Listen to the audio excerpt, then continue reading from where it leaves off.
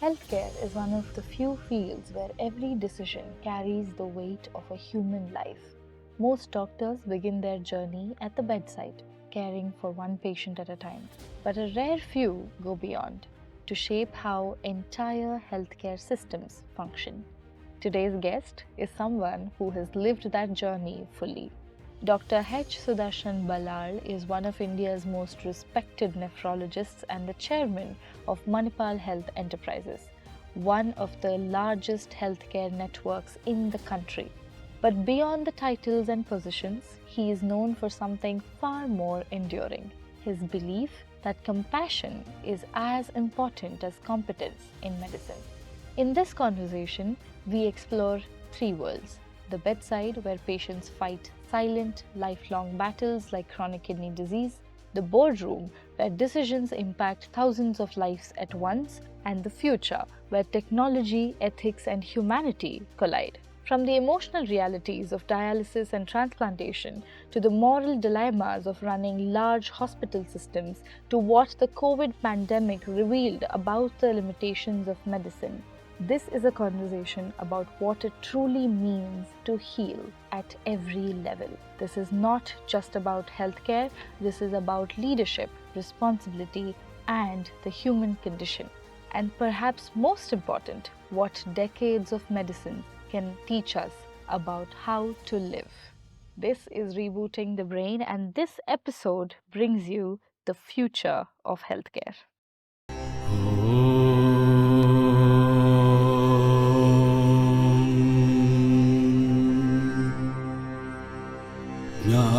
ജ്ഞാനാനന്ദമയം ദേവം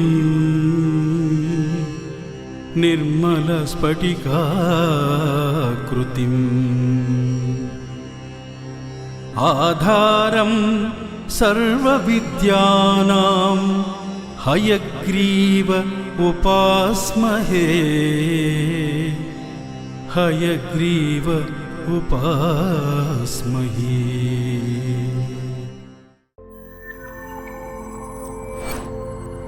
Rebooting the Brain, powered by PRS Neurosciences.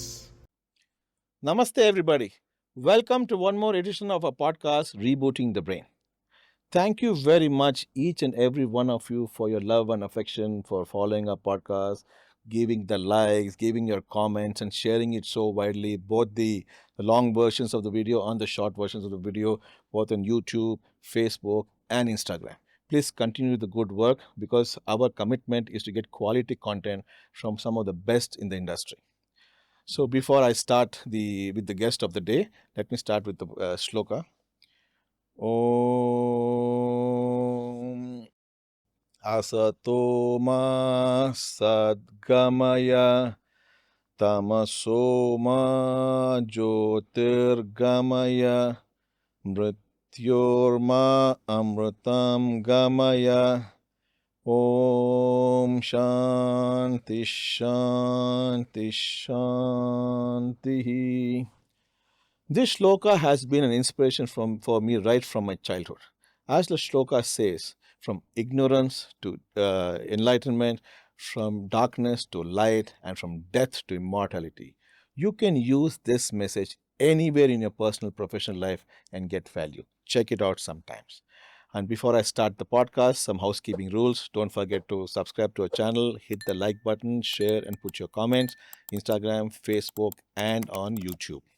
All right, so today we have a fantastic guest, one of my role models as I was growing up to be a neurosurgeon. You know, he is somebody who has walked the entire range from bedside to the future of healthcare. Not ordinary, not a simple man, but it is extraordinary what is possible when one gentleman has this commitment of not only just worrying about himself, his career, his patients, but for the larger picture in mind. And the man I'm talking about is the current chairman of the Manipal Health Enterprises, which is one of the biggest conglomerate of hospitals in India and probably globally, Dr. Sudarshan Ballal. Sir, welcome to our show. Thank you, I am Sharan. so excited to have you here. You know, I've been, looking so much forward to this, sir. Believe it or not, if someone can be more excited than you, it's me. I've heard so much about the wonderful podcast that you do and also the great work you're doing. And I'm really happy that you and the family invited me to be here, because otherwise I would have asked for an invitation myself. Sir, So it's I'm a so great honor and pleasure to be here. perfect, sir. Sir, I want to start with my personal story. I remember 1994-95. I was on rounds with Dr. A.S. Hegde as a student in neurosurgery in the Manipal Hospital, Bangalore. Very lovingly called MHB by all of us. Nobody understands Manipal Hospital, Bangalore, but Bangalore. MHB is something so close to us. And opposite, there was one very, good looking, very professional looking doctor who walked across, with a beautiful white coat, longer than what we normally used to wear. Three legs, for sleeves. And Dr. Hegde started talking to that person. And they were talking in Tulu. And I was thinking, who's this person? What's going on? Anyway, we were at the back, the whole gang. Then after we went, I asked him, so who's that? Then he said, that's Dr. Sudarshan Ballal. He's joined as a nephrologist. And then I said, how come Tulu, sir? He said, he's my nephew. So that was my first impression of you, sir. I came home and told Dr. Pratibha, I love that apron. In fact, I will tell you now, I stitched an apron exactly the way you had it, sir. Because I said, I need a design like that. It looks so professional, so beautiful. I got it done like that. And then ever since then, thousands of interactions. Sir, you came in as a triple board certified. We were still students there. You didn't distinguish us as, senior, junior, this, that. You were so nice to us. You were so patient with us. That affable smile that you have, patiently listening to all that we had to say, teaching us, coaxing us, and correcting us. Those qualities, sir, has still remained. So I want to start with the fundamental question. Whatever you achieved in life, sir, that has not changed. So what makes Dr. Sudarshan Ballal Dr. Ballal? Before I answer that question, with your permission, I'll take a small bit of what you said. Sure, sir. Handsome young man, well dressed. I want to play it to my wife because she doesn't think so. So I'll, with your permission, I'll Why do not, that. sir? Why not? Yeah. Why But not? be as it may, I think one thing I must tell you about you is that we probably have had thousands of trainees gone through our portals in the last 30 or 35 years that I've been at Manipal. But you have always remained etched in my memory. You have that aura of being remembered and recognized. Thank you, honestly, sir. Because I've had so many people, but even when you were out of Manipal Hospital, wherever I saw you, I would come and talk to you because Absolutely. you have remained etched in our memory. So you have that character, Thank you, and sir. I'm sure that's where you have done so well in life. Thank you, sir. And now answering the question of why I don't want to change or why I haven't changed, I do believe that we are all equal. Some may be more qualified, maybe more intelligent, or more well known, whatever it is. But basically, we are all the same. And to me, respect for an individual is not based on who he is or where he is, Fantastic. but how he deals with the people around him. What I have usually seen is people are very respectful to their seniors or bosses, but they just don't care about the Absolutely, people sir. under them. Absolutely. And that's one thing I sort of, to use a very harsh term, I hate. I don't like bosses who don't treat their juniors Very well at well all. said. And that's something I've tried to inculcate in our department and in our hospital, because you really are what you are depending on how you treat people who work for you. The level of comfort you used to give us, to be able to approach you and ask any question without having to edit or be politically correct used to be so good, sir. So thank you very much. And as I was looking back, working on the podcast, I realized how much of this I had internalized, sir. Sometimes you don't even realize that so much has gone in because comes at a subconscious level and goes in there. So thank you for who you have been and what you have done. I hope, there must be thousands like me that you have inspired and thousands more to go. Thank you. And by immortalizing this podcast, I am hoping that more and more people will see and learn that. Because I think being a good human being is the most important starting point, sir. Absolutely. I don't think anybody cares what your qualification is, who you are, whose family you are from. But if they don't like you, nothing else works at the end of the day. Sir, this theme of this podcast is from bedside to boardroom to the future of healthcare.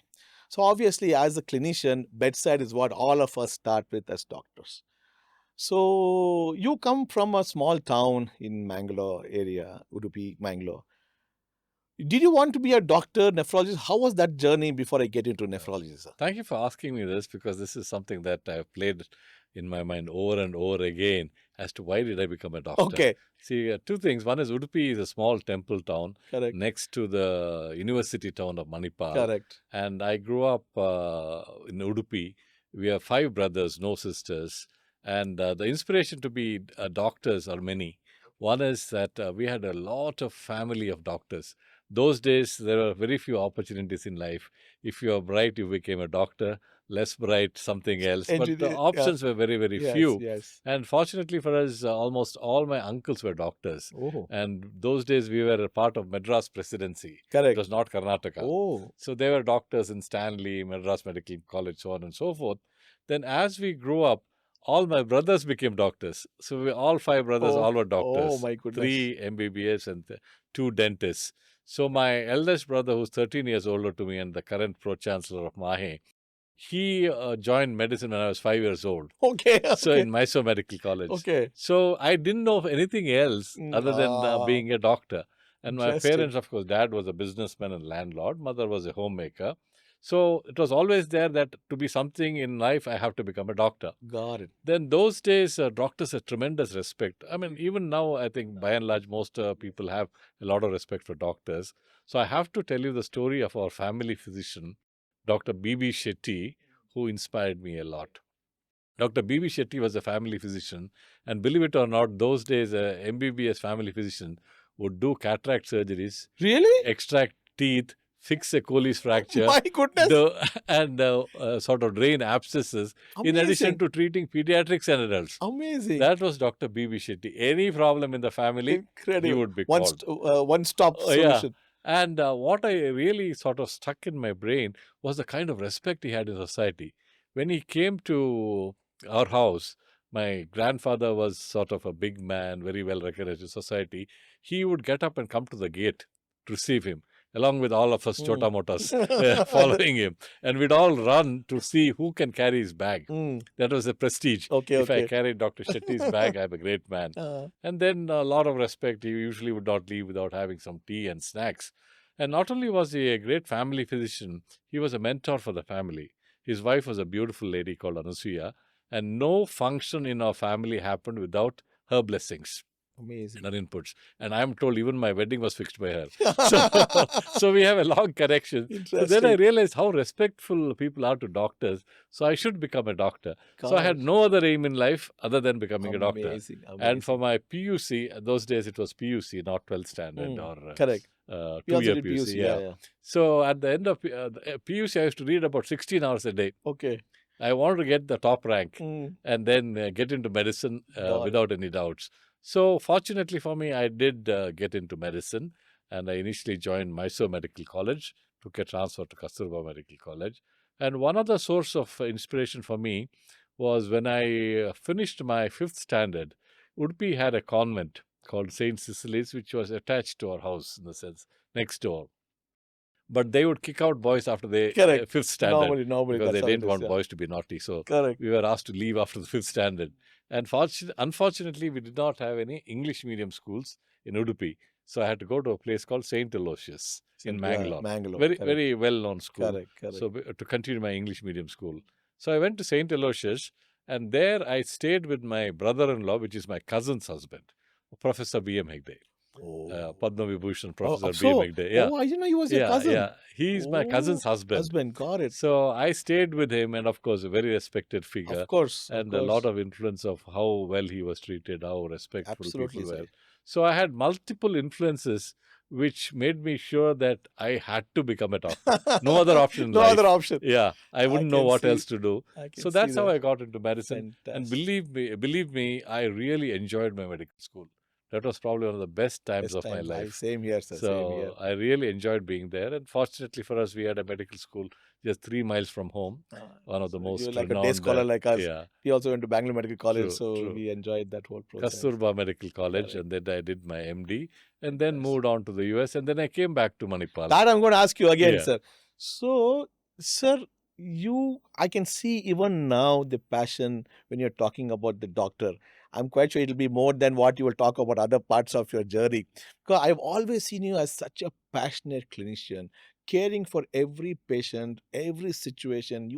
I still remember your notes, sir. You said you used to write such detailed notes in your daily note that we would read, say, what is he saying? And many of those things have become habits for us also to make those comments, because it's very important to know what's going on in a man, and you used to write it there, if you remember. So you used to write it there for us to all know, rather than just come and scribble something and go. So you are now triple board certified. You did internal medicine, which is like, I for simplicity of the patients, which say cold, cough, fever, diabetes, hypertension. Then you did nephrology, which is definitely to do with the kidneys we're going to talk about. Then you did critical care. Was that a formula that you had, or was there anything? Because I think they're all connected very amazingly, but was there something in your mind that made you do all the three? Well, honestly, I mean, I think becoming a doctor was by design. Okay. Rest, some of them were by default. When I finished my MD, I always had the intention of going to the US, because, those days, Correct. Yeah, that going was to a the good. US was like going to heaven. Things might have changed, but it still was a great experience to go. True. So I was hell bent on going to America for my training. And fortunately for me, I had two brothers in America, and one of the brothers sponsored me for a green card, and both my wife and I got a green card. So we went with the green card. Oh, so fantastic. It was easy, and I could have stayed there forever if I wanted to. Now, getting to nephrology is a very interesting story. I'm sure all of you have heard about one of the greatest nephrologists of modern times, Dr. M.K. Mani. Yes. Yeah, he was Jayaprakash Narayan's nephrologist, a very well-known figure. Very disciplined man, very tough man to deal with sometimes. He had come to Manipal for a lecture on nephrotic syndrome when I was doing my MD. And nephrotic syndrome today to me seems a very simple thing. Correct. But those days we didn't know much about nephrotic syndrome, and we didn't know much about the kidneys either. Correct. So he, being who he is, kept on asking us a lot of questions. Okay. And many of us could not answer the questions. And people who know Mani know his dry humor and how caustic he can be. He said, I only see electrocerebral silence here. Looks like every one of you are brain dead. So that woke me up. He said, this is insulting. Yes. So we are doing our MD medicine, and we are told that we are practically brain dead. So I said, that's where I want to do nephrology. Otherwise, my interest really was in cardiology. So I applied for both nephrology and cardiology in the US, but first you have to do internal medicine. So by the time I finished my MD, I got internal medicine post in St. Louis University School of Medicine. So I finished my internal medicine. Then because of this incident, I took up nephrology, and I'm happy. I mean, I think there was a need for nephrologists in India when I came back after my training. So I'm glad I took up the specialty. Critical care was actually an addition, because a lot of our young nephrologists those days dealt with a lot of sick patients in the ICU. So many of them did nephrocritical care, in the sense they finished nephrology and then did critical care. So since I was already in the system, I said, why not add one more degree? And critical care is very much part of nephrology, because we deal with a lot of sick patients. So that's how it became medicine, nephrology, and critical care. I think that's a beautiful combination, because it helped you and through you us to look at a larger picture rather than just the kidney, and look at it and give the advice that you would give.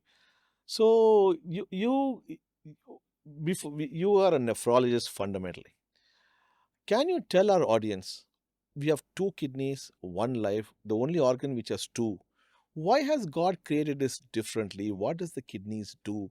Let us start with the fundamentals, so that we'll educate our people on that. I think this is very close to my heart, and as you are probably aware, yesterday was the World Kidney Day. Correct, that's right. That's the second Thursday of every March, and this is a very apt time for us to talk about kidneys.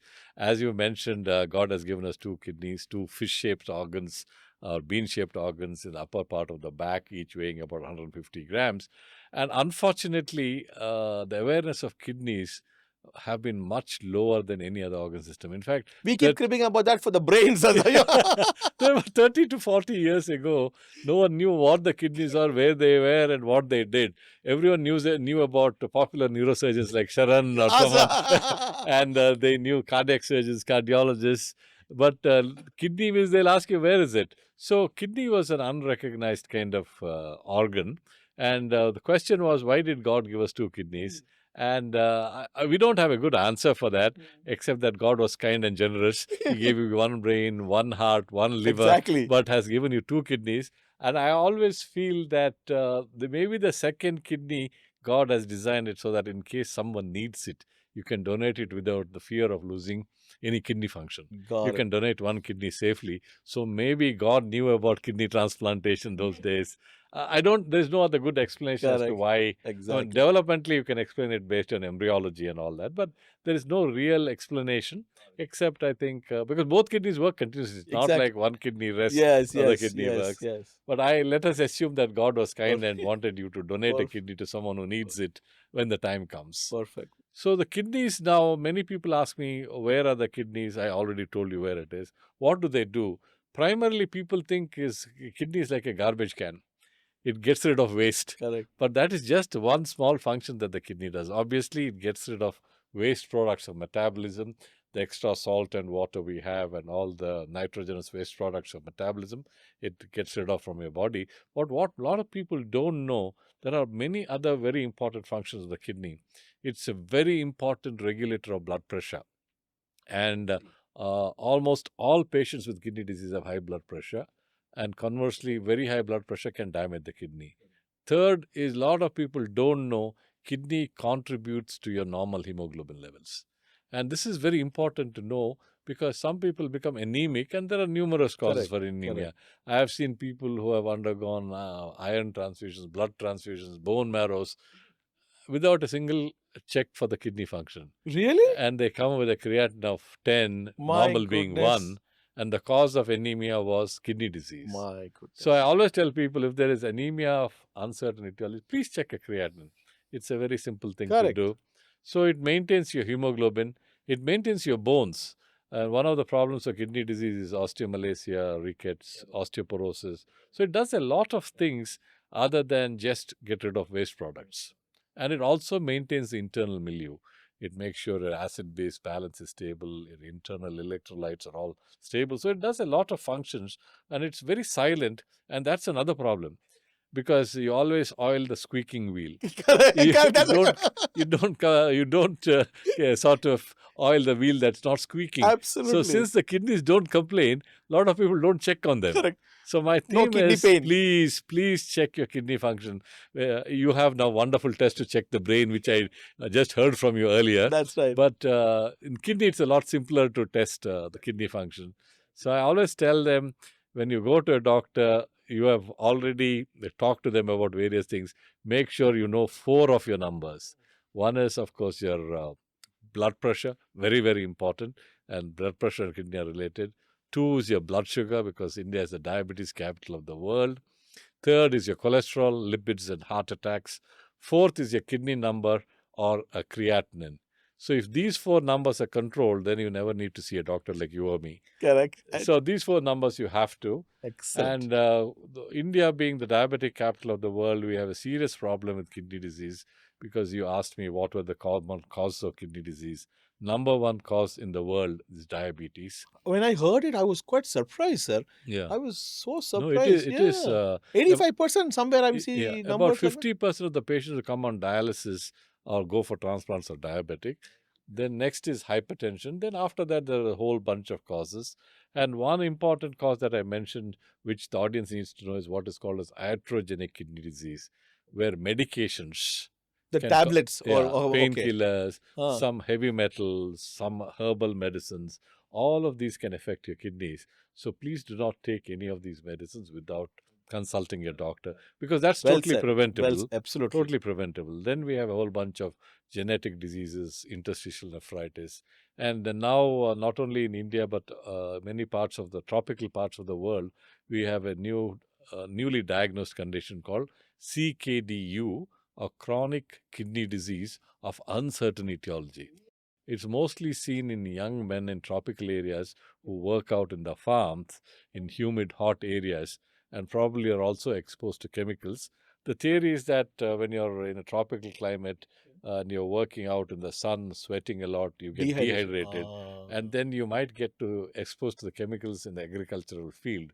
So even though the definite cause is not known, it is proposed that these are some of the reasons why people develop CKDU, or chronic kidney disease or uncertain etiology. And it is slowly picking up as a cause of kidney disease. In fact, a good friend of mine who was my student and now practicing in Shimoga, she's done a lot of work in the hinterland of Karnataka, and they have published quite a bit on CKDU. CKDU. So we also have something called AKI, which is acute kidney insult. Or how is does every AKI become a CKD, or how do you? So I'm glad you brought it up, because a lot of people come to me, sir, ನನ್ನ ಫ್ರೆಂಡ್ಗೆ kidney fail ಆಗಿತ್ತು, create ಹತ್ತಕ್ಕೆ ಹೋಗಿತ್ತು, ಅವರು ಅಲ್ಲಿ ಎಲ್ಲಿಗೋ ಒಂದು ಆಶ್ರಮಕ್ಕೆ ಹೋಗಿ ಔಷಧಿ ತಗೊಂಡ್ರು, ಈಗ ಕ್ರಿಯಾಟಿನ್ ಒಂದಾಗಿದೆ. ನಾನು ಅಲ್ಲಿಗೆ ಹೋಗ್ಲಾ. So what generally happens is there are two forms of kidney disease. One is, as you mentioned, AKI, or acute kidney injury. In the good olden days, we used to call it acute renal failure. The second one is CKD, or chronic kidney disease, or chronic renal failure. Now, AKI is a temporary insult to the kidney, maybe due to sepsis, drugs, dehydration, so on and so forth. There, the insult to the kidney is temporary, and the kidney heals itself. So after a week, 2 weeks, 3 weeks, you might, even if you need dialysis, many of them get back. There may be some lingering damage, but by and large, they come out of it and lead a relatively normal life, though a small percentage can go into CKD. The second is chronic kidney damage, where the kidneys don't improve. You can slow down the progression, but it really doesn't come back to normal. And as I said again, diabetes, hypertension, glomerulonephritis, interstitial nephritis, and some genetic diseases like polycystic kidney disease. These are some of the causes of chronic kidney disease. So you have to differentiate the two, otherwise it can be misleading. People might think there is a treatment for all forms of kidney failure. Acute kidney injury gets better with some support, whereas chronic kidney disease cannot. So a person with a creatinine of 7 due to chronic kidney disease cannot expect him to come back to a creatinine of 1. Say my friend who had a creatinine of 10 got it back to 1 because he had acute kidney injury. So that is a myth that, not a myth, a misunderstanding that people have, and we need to educate them. One thing I wanted to add to how the kidney functions, you were saying, is in this world of work-life balance, 4 days a week, here is a silent guy, two sets of guys, one pair of them, doing 24/7 by 365, without any thanks. They don't expect anything from us except taking care of the kid, like you said, the blood pressure and the sugar. How easy is that, sir, at the end of the day, to take care of the organ, to take care of you? So actually, you are right in the sense we don't realize that there's no rest for the kidneys. Correct. Mr. Narayan Murthy said 18 hours a day. Exactly. Here, this is 24 hours a day. And 365 days a year, sir. 365 days a year. So I think if the kidneys don't work, we don't rest. Not so even for half a year. yeah. Exactly. So exactly. I'm sure the kidneys were designed to do that. And since the kidneys take such good care of you, I think it's our responsibility and our duty to take some care of them. And it's very simple to take care of your kidneys. They're not like these expensive toys which require heavy maintenance. All that you need to do is modify your lifestyle, Correct. and you can prevent kidney disease. Actually, the modified lifestyle is an oxymoron, sir, because our lifestyle is good, we made it bad, so we have to go back to what was the original. We need to go back to old lifestyle. Exactly. I think that's the simpler way of looking at people. Because the moment you make them say modify, there's a resistance to change. Yes. They people, why I should do, absolutely. and they think that they will do what they want to do. They'll come to doctors like you will do some magic, and like us, and then and everything is going to fall into place. That's not going to happen. No, you're very right. I think when you have young blood, you feel you're invincible. You can get away with everything, but that's not true. You damage your body. It may not be seen right today or tomorrow, but the damage is there for it to be seen some years down the line. And they think it happened then. In fact, when we were reading the second MBBS on pathology, Robin's book, the first statement atherosclerosis said, sir, atherosclerosis starts in the cradle and ends in the grave. Absolutely. That's very it. True. So it's the same for most of the other things. How you invest today will determine what is going to happen, 20 years from now. How your retirement will be. Exactly. Or premature, probably, if you, abuse it too much.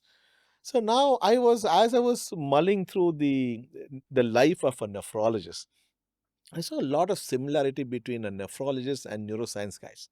Because we are not seeing patients for 5, 6, 7 days.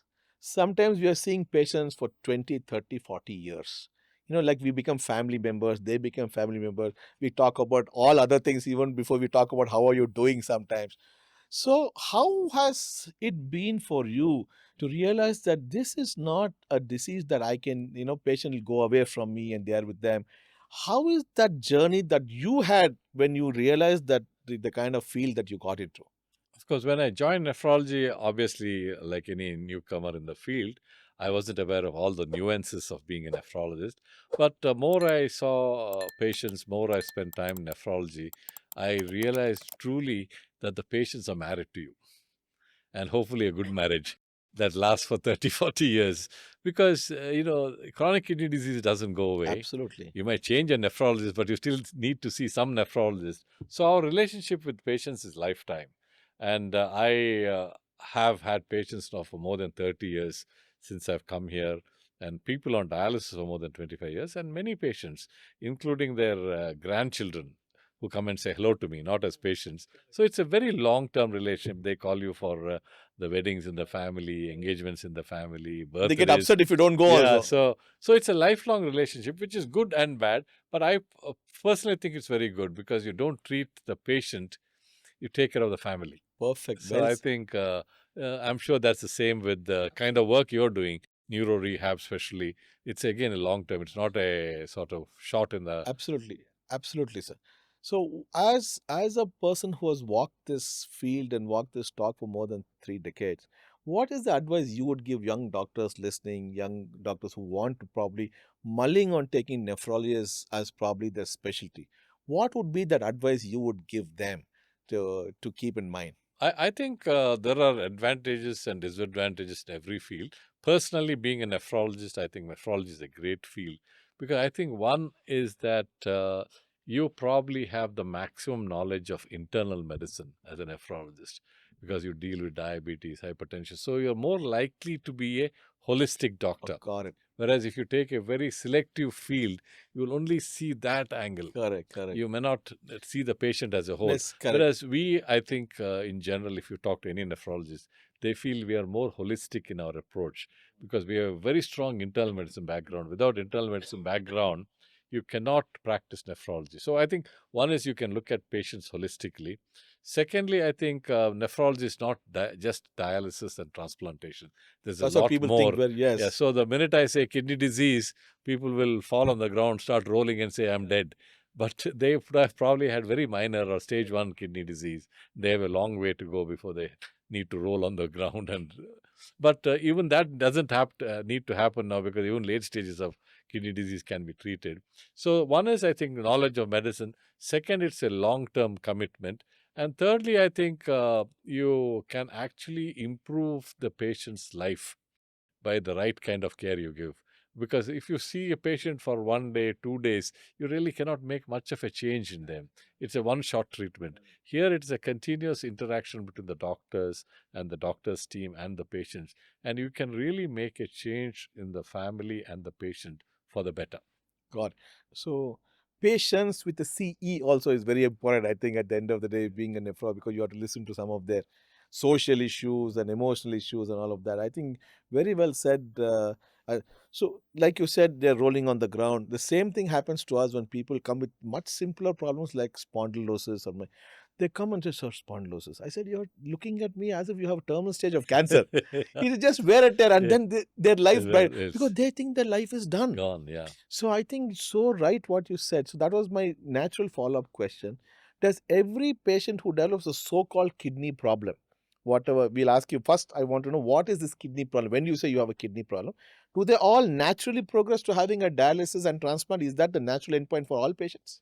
So now, as we defined earlier, there were two kinds of kidney disease, AKI and CKD. So we'll stick to CKD or chronic kidney disease because that's the relevant part of this question.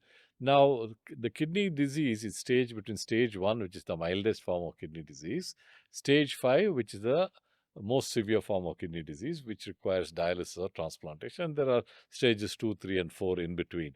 Very mild forms of kidney disease are usually diagnosed by two methods. One is looking at the kidney function. I told you there's a simple chemical test in the blood called creatinine. And if you know your age, gender, and weight, we can actually calculate how much your kidney functions. We can say your kidney is at 80%, 90%, 50%, so on and so forth. So that's a very simple test and has to be done in most people who have a health check. The second is you look at the urine. If you have any protein in the urine called albumin in small quantities or large quantities, that's again reflective of kidney Correct. disease. So you can diagnose kidney disease early with two simple tests, that is serum creatinine and protein or albumin in the urine. And the third test that we usually do is an imaging of the kidney using an ultrasound, because you may have anatomical problems like cysts, obstruction, so on and so forth, which may not be necessarily picked up with these. So to me, if you have your serum creatinine, urine for albumin or microalbumin, and an ultrasound, we can definitely tell you whether you have any form of kidney disease or not. Fantastic. And It's that's very simple. yeah, Less than 500 rupees. exactly. And I think today it's available even in taluk headquarters. Yeah, So yes, nobody can. Yet the numbers of CKD is going up tragically, paradoxically. So why is that? See, I think one is maybe there's more recognition now. And so I think there's a tremendous explosion of lifestyle diseases in our country. If you see, we have grown in diabetes to become the diabetic capital Correct. of the world. Hypertension is extremely common. Iatrogenic medications. Obesity is common, which again a risk factor for kidney disease. And so I think our NCD population, that's the non-communicable disease population, has gone up tremendously. And many of them, diabetes, hypertension, obesity, all of them lead to kidney disease. So to answer your other question, once you have kidney disease, does it usually progress? Do all stage ones become stage 5? Since you Yeah, specifically by and said. large, in stage 1, it's maybe reversible. But after later stages would progress. But what we can do, let's say from stage 2 to stage 5, if it takes 5 years, we can extend it to say 10, 15, 20 years. So we can delay the progression to dialysis. And this also depends on the kind of disease. For instance, diabetes progresses faster than interstitial nephritis. So it also depends on the disease. But all kidney diseases or most kidney diseases can be prevented. Almost all of them can be controlled. So it doesn't mean that That's the good news. you need to allow them to progress rapidly. Correct. We can certainly slow down with the hope that within the next few years, maybe there'll be new treatments where you can stop or reverse kidney disease. There's already some extraordinary work coming really? up Okay. where they're looking at either stopping or reversal of kidney disease. Wow. So it's still in the experimental stages, but sooner or later You it will never come. know. I yeah. think there's so much going on with science and technology together. When does a nephrologist decide that this patient needs dialysis? That's So the definitions are clear cut. Now, as I mentioned earlier, kidney disease unfortunately is very silent. In the early stages, most people may not have any symptoms, and even no symptoms. Even I who have more than 40 years of experience in nephrology, seeing someone, I may not be able to tell you he has kidney disease unless it's obvious. So you really need testing.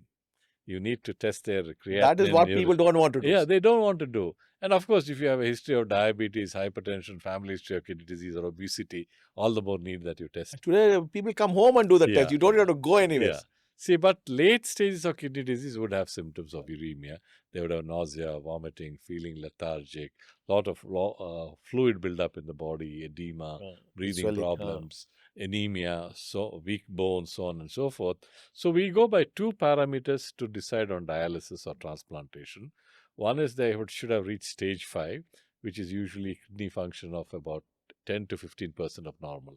If 100% is normal, their kidney functions would be about 10 to 15% of normal. Just to stop it, when you say 1500, it's the two kidneys combined. Combined, yes. Because the kidneys never work in unison. Correct. So I just wanted to clarify. So a lot of people come to me. I mean, there are very rare kidney diseases which are unilateral, like obstruction, infection, all that can be. Stone can be unilateral. But general kidney disease like diabetes, hypertension, glomerulonephritis, it's all both kidneys. So they ask me, when we ask for a biopsy, we use a biopsy sometimes. So they say, ಯಾವ kidney biopsy ಮಾಡ್ತೀರಿ sir? So I say, usually we biopsy the left side because on the right side there's a liver. So it's left kidney biopsy ಮಾಡ್ತೀವಿ. So right kidney ಅಲ್ಲಿ ಕಾಯಿಲೆ ಇದ್ರೆ ಅದು miss ಆಗೋದಿಲ್ವಾ? No, it's a valid question. Very valid question. Absolutely. So then we have to tell them that, and both kidneys function, and diseases are reflected in both the kidneys. So it's only both the kidneys that have to fail completely, more than 80 to 90%, before you require dialysis or transplantation. So we go by the numbers to determine the amount of kidney function remaining and also the symptoms. Because even at a little earlier stage, if you have severe symptoms of going into recurrent volume overload, breathing problems, nausea, vomiting, so on and so forth, signs of uremia, then you might dialyze a little earlier. Little earlier. What sir is saying is the kidneys fail at the same time more often than not. Yet God has given two kidneys that we can transplant one and get away. So it's amazing, no sir, how Yes. one can take over the function of two and yet two fail and get this problem. So you said about the fluid overload, you said about the breathlessness, you said about the uremia or nausea, vomiting, which is a symptom of that. There's also this potassium also sometimes that can create that's also one of the independent things of am I right on that? Yeah, absolutely. See, now when we decide on dialysis, we look at a few things. Correct. One is the absolute kidney numbers. Second is symptoms, which we talked about. Correct.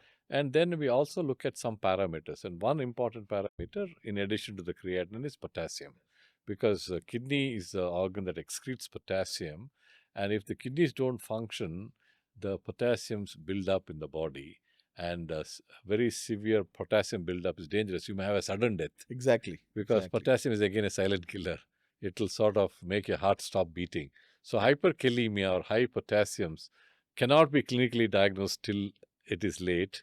You may require an ECG or an actual potassium to be checked, and they can kill. So we are very, very conscious of that. The second thing is a lot of acid buildup. Kidneys sort of maintain the acid-base balance. So the kidneys fail, there's tremendous amount of acid buildup in the body. So these are other parameters that we use to decide on dialysis, volume, potassium, acid buildup, actual kidney function, so on and so forth.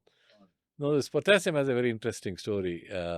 We all know that potassium builds up in the body when the kidneys fail. And in the good olden days, there was no dialysis. Okay. So let's say even 30 years ago, if you are in a village somewhere, 100 miles from Bangalore, if you have kidney failure, you are gone. And you will be suffering a lot in the meantime with all this volume overload, weakness, breathing problems, not able to walk, lethargy, Correct. so on and so forth. So one of the nephrologists used to tell me a story of a senior physician who said, this guy is miserable, ask him to drink some tender coconut water. Because he knew that the patient has kidney failure and tender coconut water is extremely rich in potassium. Okay. So if you take tender coconut water with kidney failure, you're sure to die. Because it rises your serum potassium. So he will have a peaceful death. I mean, that was a very cruel thing to say, but it was based on the fact that this guy had no choice. He will suffer at home for a long time and ultimately die in pain. And also the family is fixed in the process. Family is also sort of doomed in the process. So he would say, "Salpa avrige elnir kodi, shant aagtare." My goodness. And the logic was, in patients with kidney failure, you already have high potassium. You give tender coconut water, they are likely to die. So we keep telling our patients, please don't give them tender coconut water. Don't give them fruits, fruit juices, rich vegetables. So we give a list of all the high potassium foods. So one of the ways I explain as a neurosurgeon about high potassium is our LTT and Sivrasans. Yeah. How they had that, cyanide capsule. I said, you know how they used to put it in a diet, literally less than a minute? That's what potassium does. Because sometimes they don't, like you said, no pain, nothing. They don't realize the seriousness of what potassium does. They think this doctor is simply pushing something, So we have to sometimes create this, for the death and suffering has the highest, panic than anything else that happens. Like you said, pain, squeaking wheel, as what you say. Okay, it's amazing what. So then they go on dialysis. So let us, how bad can person have a normal life even on dialysis? Yeah, very good question. Once you have reached what we call as late stages of kidney disease, and in our parlance, end-stage renal disease or end-stage kidney disease, ESRD. Then there are two options, that is dialysis and transplantation. But all over the world, the best option and the first option should be transplantation. Really? Yeah, not dialysis. Oh. That means you're saying you don't need dialyze, you can directly apply for a transplant, or you have to go through X number of hours of dialysis? We don't have to go through dialysis. Oh, there is a concept called preemptive transplantation. Wow. Where you transplant them before they go on dialysis. But various reasons it's not possible in many of our patients. They may not have a donor, they may come very late. But it's not necessary to have dialysis before you go for a transplantation. And you can directly go for But transplantation. it's stage 5 only. Stage 5 only. Uh-huh. Yeah, stage 5 only. You cannot do a transplant when they're much earlier. And that has the best results of transplantation. The best normal life and longevity of life you can achieve is through Wow. transplantation. I learned this today. Dialysis is a second alternative, not My the best goodness, alternative. I didn't know that. I was just going to, I thought it was one dialysis No, and no, then it's two. a lot of people think so. They say dialysis marker matte hogana sir. Huh. So if that's the only option you have, that's different. Otherwise, I tell them, why don't you go for the transplant first? You don't need to go for dialysis. I'm hearing it for the first. First I mean, time. this thing I didn't Yeah. know about this. Thank you for that information. So now, it's normally we see people on dialysis 3 times a week. Is that how they start from day one, or? See, usually the logic is simple.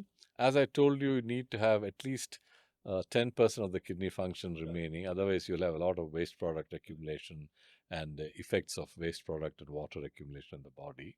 So when we offer dialysis, we offer it 3 times a week, usually. From the first time? From the beginning. Oh. And that is 12 hours of dialysis in 168 hours of the week. Oh, The week that's has the formula. 168 hours. We give you 12 hours of dialysis, which is less than 1/10. So, which is less than 10% of what your kidneys would do in a week.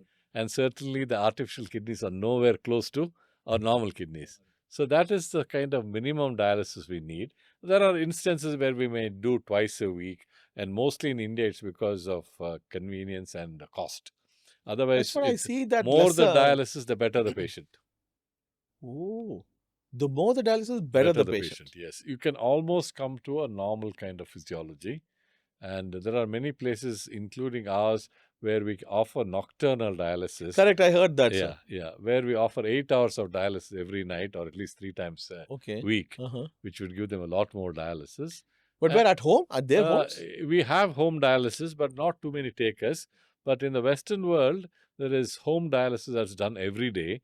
And these people are as close to normal as a normal being can be. Wow. This is very interesting, sir. That means you're saying if you do transplant is definitely the first. Yeah, because you replace all your kidney correct, function. and then you're done. Yeah. None of the side effects of chronic kidney disease will not impact the some rest of of the them would body. be there, like hypertension and all that, but other things will Yeah, not be at least there. the bone Yeah, related yeah, and all of yeah, those things go better. away.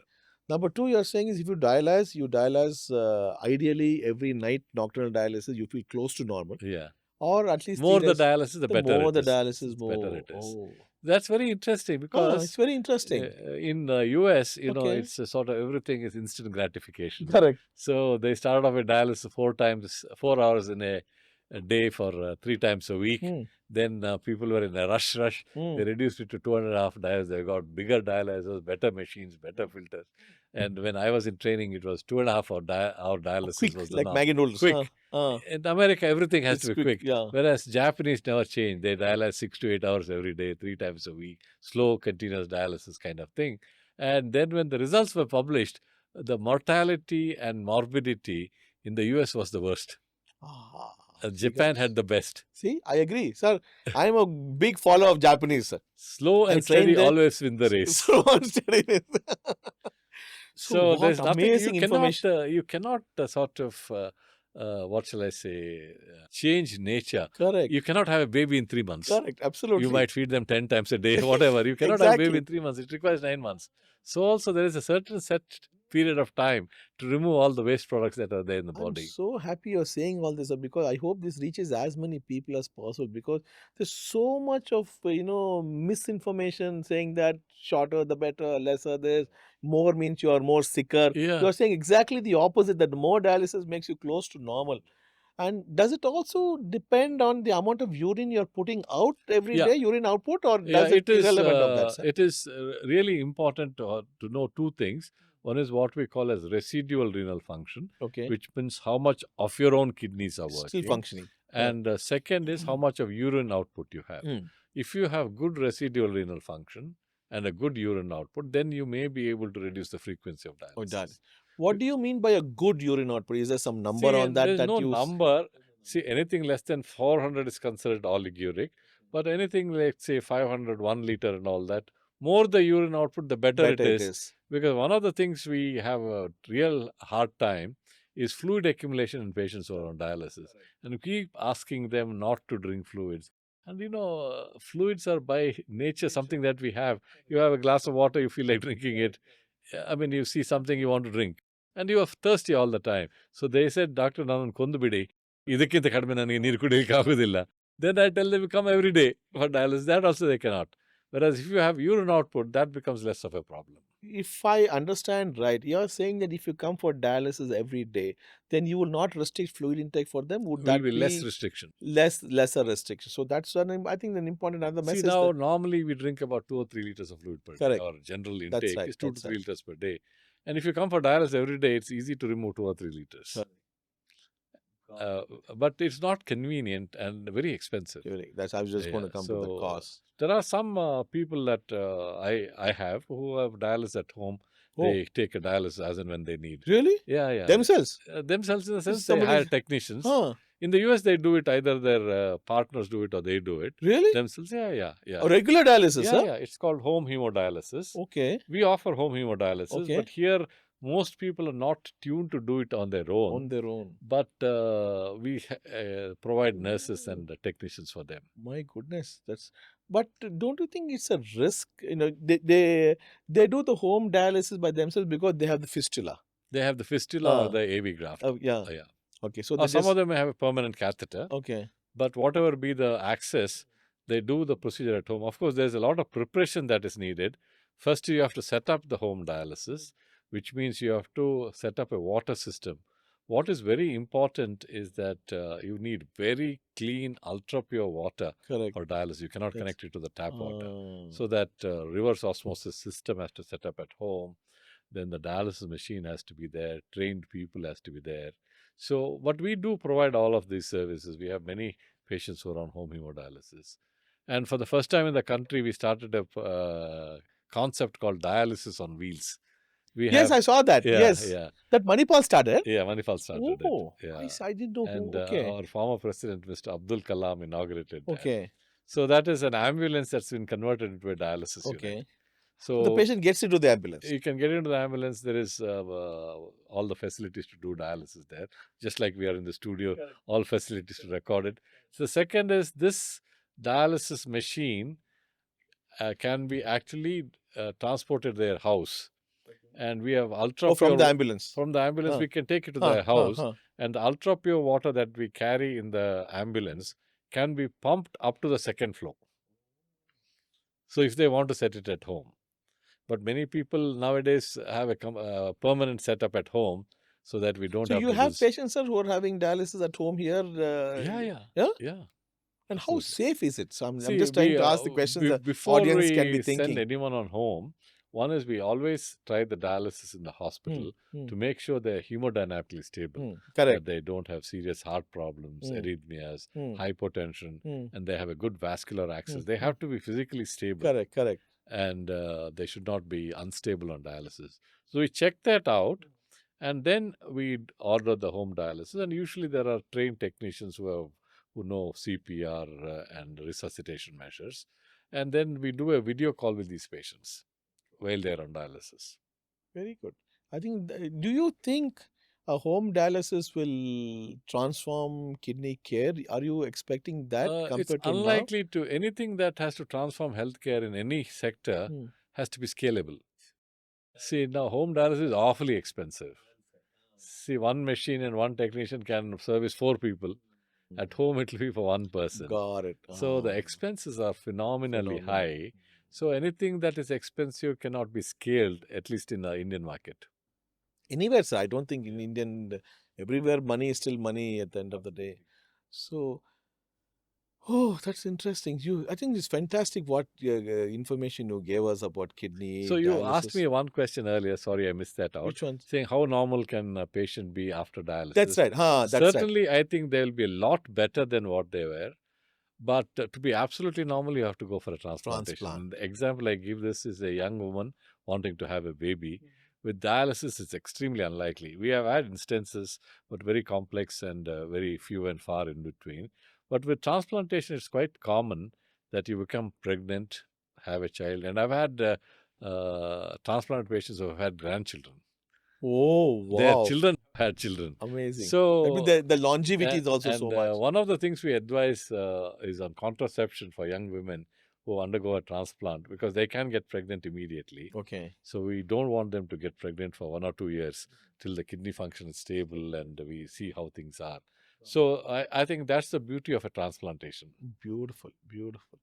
I think organ transplant is something that we have to constantly promote, and this is one thing you can give when you're still alive, and that makes still it alive. Maybe since you brought it up, I'd like to bring up the story. Sure, yes. See, there is one donation called altruistic donation. Altruistic. Yeah, altruistic means you donate without any personal gains. Okay. There is a doctor at Manipal Hospital. I mean, it's not confidential. She's a fetal medicine specialist. So she came to me. Initially, she registered for what is called as a cadaver transplantation. After brain death, your organs can be donated. She was a kidney patient. No. She's a doctor working in our hospital. Okay. She wanted to donate her organ for someone else. Initially, she registered for a cadaver donation. But cadaver donation, we don't know if it's going to happen at all, because that will only happen if something untoward happens to her. Then after some time, she came and told me, sir, I want to make sure that my organ is used. I want to donate my kidney. She said, I don't care who I give to the kidney. I want the society to benefit. My goodness. So you choose whoever needs the kidney. So, but we have transplant rules. So I cannot choose who she gives the kidney to. So unfortunately, the rules are such where there is no scope for altruistic donation. Really? In India? In India. Abroad it's there? Abroad it is there. Oh. So when you donate, you have to say who you're donating to. Ayyo. Yeah. So you have to donate to your father, mother, sister, brother, husband, wife, whatever, or a friend, whatever. But you cannot say, I just want to donate. Okay. Oh, then they think there's an ulterior motive. There's an ulterior motive. God, I was just wondering. So the committee rejected, the appellate authority also rejected. Then her family was also against it. I mean, naturally. So the husband called me, so many friends called me. So I said, she's a grown-up adult, it's her choice. So we counseled her, but she was adamant. Then finally she went to the court, High Court of Karnataka, and saying that I want to donate, but the government is not letting me donate. Good grief. Yeah, and then the High Court, honorable judge of the High Court said, she wants to do some good to the society, no one should prevent that. So I direct Manipal Hospital to choose a suitable recipient. Oh my goodness. And within 1 week to let us know. So we chose 5 recipients based on certain criteria who would be the most deserving. Correct. And then finalized that and gave it to the court. And they directed the committee, hospital committee, to interview her again and grant the permission. The permission was granted and the transplant has been done 2 weeks ago. Amazing. So this is the first known altruistic donation. Oh, first ever, no? In Karnataka. Okay. In some other states, they have modified the rules. Okay. Oh. They do it. There's a different process. But in Karnataka, this is the first one. And the beauty is there is a medical doctor donating her kidney to someone she doesn't know at all. She met her for the first time probably at the transplant table. This is what you call destiny. Yeah. Adrushta. That lady is the lady who received the kidney is literally falling to her feet and saying, I can you imagine. saved my life. Absolutely. So that is an amazing. This story needs to go out. I have not seen any doctor do an altruistic donation in Karnataka, at least. But are there non-doctors who have come with altruistic Not donation? in Karnataka. Karnataka, this is the first one. Correct. But in Kerala, there have been some businessmen and priests, again, who have taken permission. And the government there has set up some new altruistic kind of donation committee. Got it. And registration. But this is truly phenomenal. And my hat's off to this lady. Absolutely, sir. Absolutely. I think through our medium, if it reaches another a few thousand people or maybe much more. I'm sure you have a very popular podcast. Yes. So that's why I wanted to bring it here. Thank you for that. And the other beauty of this lady is she's truly altruistic. It runs in her blood. Once this transplant was initially refused, postponed, she wanted to go and serve for these Doctors Without Borders. Correct. Yes. Yeah. They send them to some very, very... War zones also go, sir. So she was posted to Yemen as a lady, and then there they said there's a lot of young pregnancies because of the social conditions, and she's a fetal medicine doctor, so they said we want someone to have more obstetric experience. So I got her posted to our Kasturba Medical College for a few months to have obstetric training, And then she went to Afghanistan, and I think from there she went to Afghanistan, came back, and then donated her kidney. My goodness. I must meet this lady sometime. No, I'll actually put her on here. She's very fascinating. I mean, very unassuming lady. And she has now gotten back to work today. I think today or yesterday she got back to work. Okay. Amazing. Amazing, no? I found it amazing. I agree, sir. Truly See, talking is different from actually doing it and, taking it to the last going mile. through all that Yeah. pain of donation and all Absolutely. that. And it has its own risks, sir. Whatever you say, infection, this, that. And to someone totally unknown. Yes, exactly. And that lady got it out of turn. Yes. Probably she would otherwise should have waited Otherwise she probably would have died. Yeah. Because already she had severe effects of chronic kidney disease. My goodness. And I don't think she would have survived for very long. My goodness. Amazing. Amazing story, sir. I think you ended this first section beautifully. Thank you. Beautifully. So, sir, now it takes us to the next level automatically. Is you said scaling is difficult, which means you have to build systems, because one Dr. Ballal can only do so much with one set of department. Now, I know that when I was there as a student, Manipal Hospital has always been forward-looking. So I think Manipal as an institution, I was always used to say we should go to Utopian and see what's in the DNA or in I think the DNA of our founder, I Dr. think KMFI. exactly, because such a small town, people always say small town, small look. They don't have this global vision. Correct? No, say it's just amazing what is possible. It's the opposite. And honestly, MHB was the first corporate hospital in the entire Karnataka state, way ahead of all the others who came in. And I was lucky to be there very early and saw that the philosophy, even today, sir, it's been 1993. I joined now. It's 33 years. I still love MHB, and a lot of what I am today. We need more loyal soldiers. Yeah, so I tell everyone, I have not worked at either corporate hospital. It's because I think the philosophy there is so different. Somehow we always felt wanted. We didn't feel it is only transactional. So much of I keep telling everybody that, and they say the same. I'm saying it from the heart, not because you are sitting here. Thank you. I would say. So when MHB was looking at all of that, they said we should go to the next level. And they said some key departments should have their own brand. Ours became Manipal Institute of Neurological Disorders, MIND we were calling it. And then I remember MIND and MINU were the two things which came up, by Manipal Institute of Nephrology or Nephrourology. And I think that was your first foray into, getting into a larger picture of department administration. So I can see you are so passionate even today as a doctor. Was it a tough decision to make? Because the doctors listening, from being a clinician to getting into administration, and are you giving up something for something else, or how did you balance this, sir? I think you have titled this very aptly, bedside to boardroom. Correct. So, yes. So it was actually, I must say, it was not by design. Okay. Not by default either. It just happened. Okay. It just happened. Now, what I realized very early in life is that I had seen some excellent clinicians. Everything died with them the day they retired. So they have helped a large number of patients, and maybe people in academic institutions have trained some people who have continued the work, but their brand of that individual died with their retirement. I've seen that, and I don't want to mention names, but there are so many fantastic, great clinicians who I admire even today. But their legacy didn't go on. It ended with their ending their practice or retiring. And the legacy has nothing to do with the individual, but the quality of service that they were giving to the patients. Yes. So they were great doctors, but it ended there. So I felt that there should be more than just an individual contributing to the society. I can only take care of, say, 50 patients a day, 100 patients a day. So if I build a team that I have some control over, and we have 20 people, we can take care of 2,000. Correct. If we have multiple hospitals, we can take care of 20,000, 50,000, 1 lakh, 1 million, whatever. So I always felt that as an individual, your growth is very restricted. You cannot have Sachin Tendulkar bat alone. Correct. You have to have a team with him to win a match. Well said. So I think without a team, everything dies with you. So I always felt we had to be a team.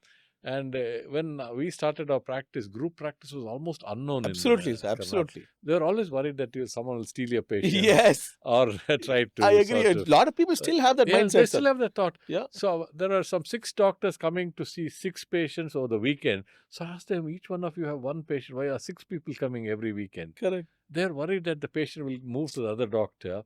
So I said, that kind of fear you cannot have. You will never grow. Exactly, So exactly. the first concept that came to me was a group practice, and the group practice of not just the same specialty, of allied specialty, like for instance, neurosurgery, neurology, nephrology, urology, cardiac surgery, cardiology. So I thought we should all have an aligned kind of group practice and be fair. I mean, group practice will never survive unless you are fair Yes, and magnanimous. and transparent and trust, sir. Yeah, Yes, absolutely. So I think Minu and Mind, of which you are a part of, correct. were the first groups to be set in. Yes, yes. Unfortunately, this has not been replicated in many other departments.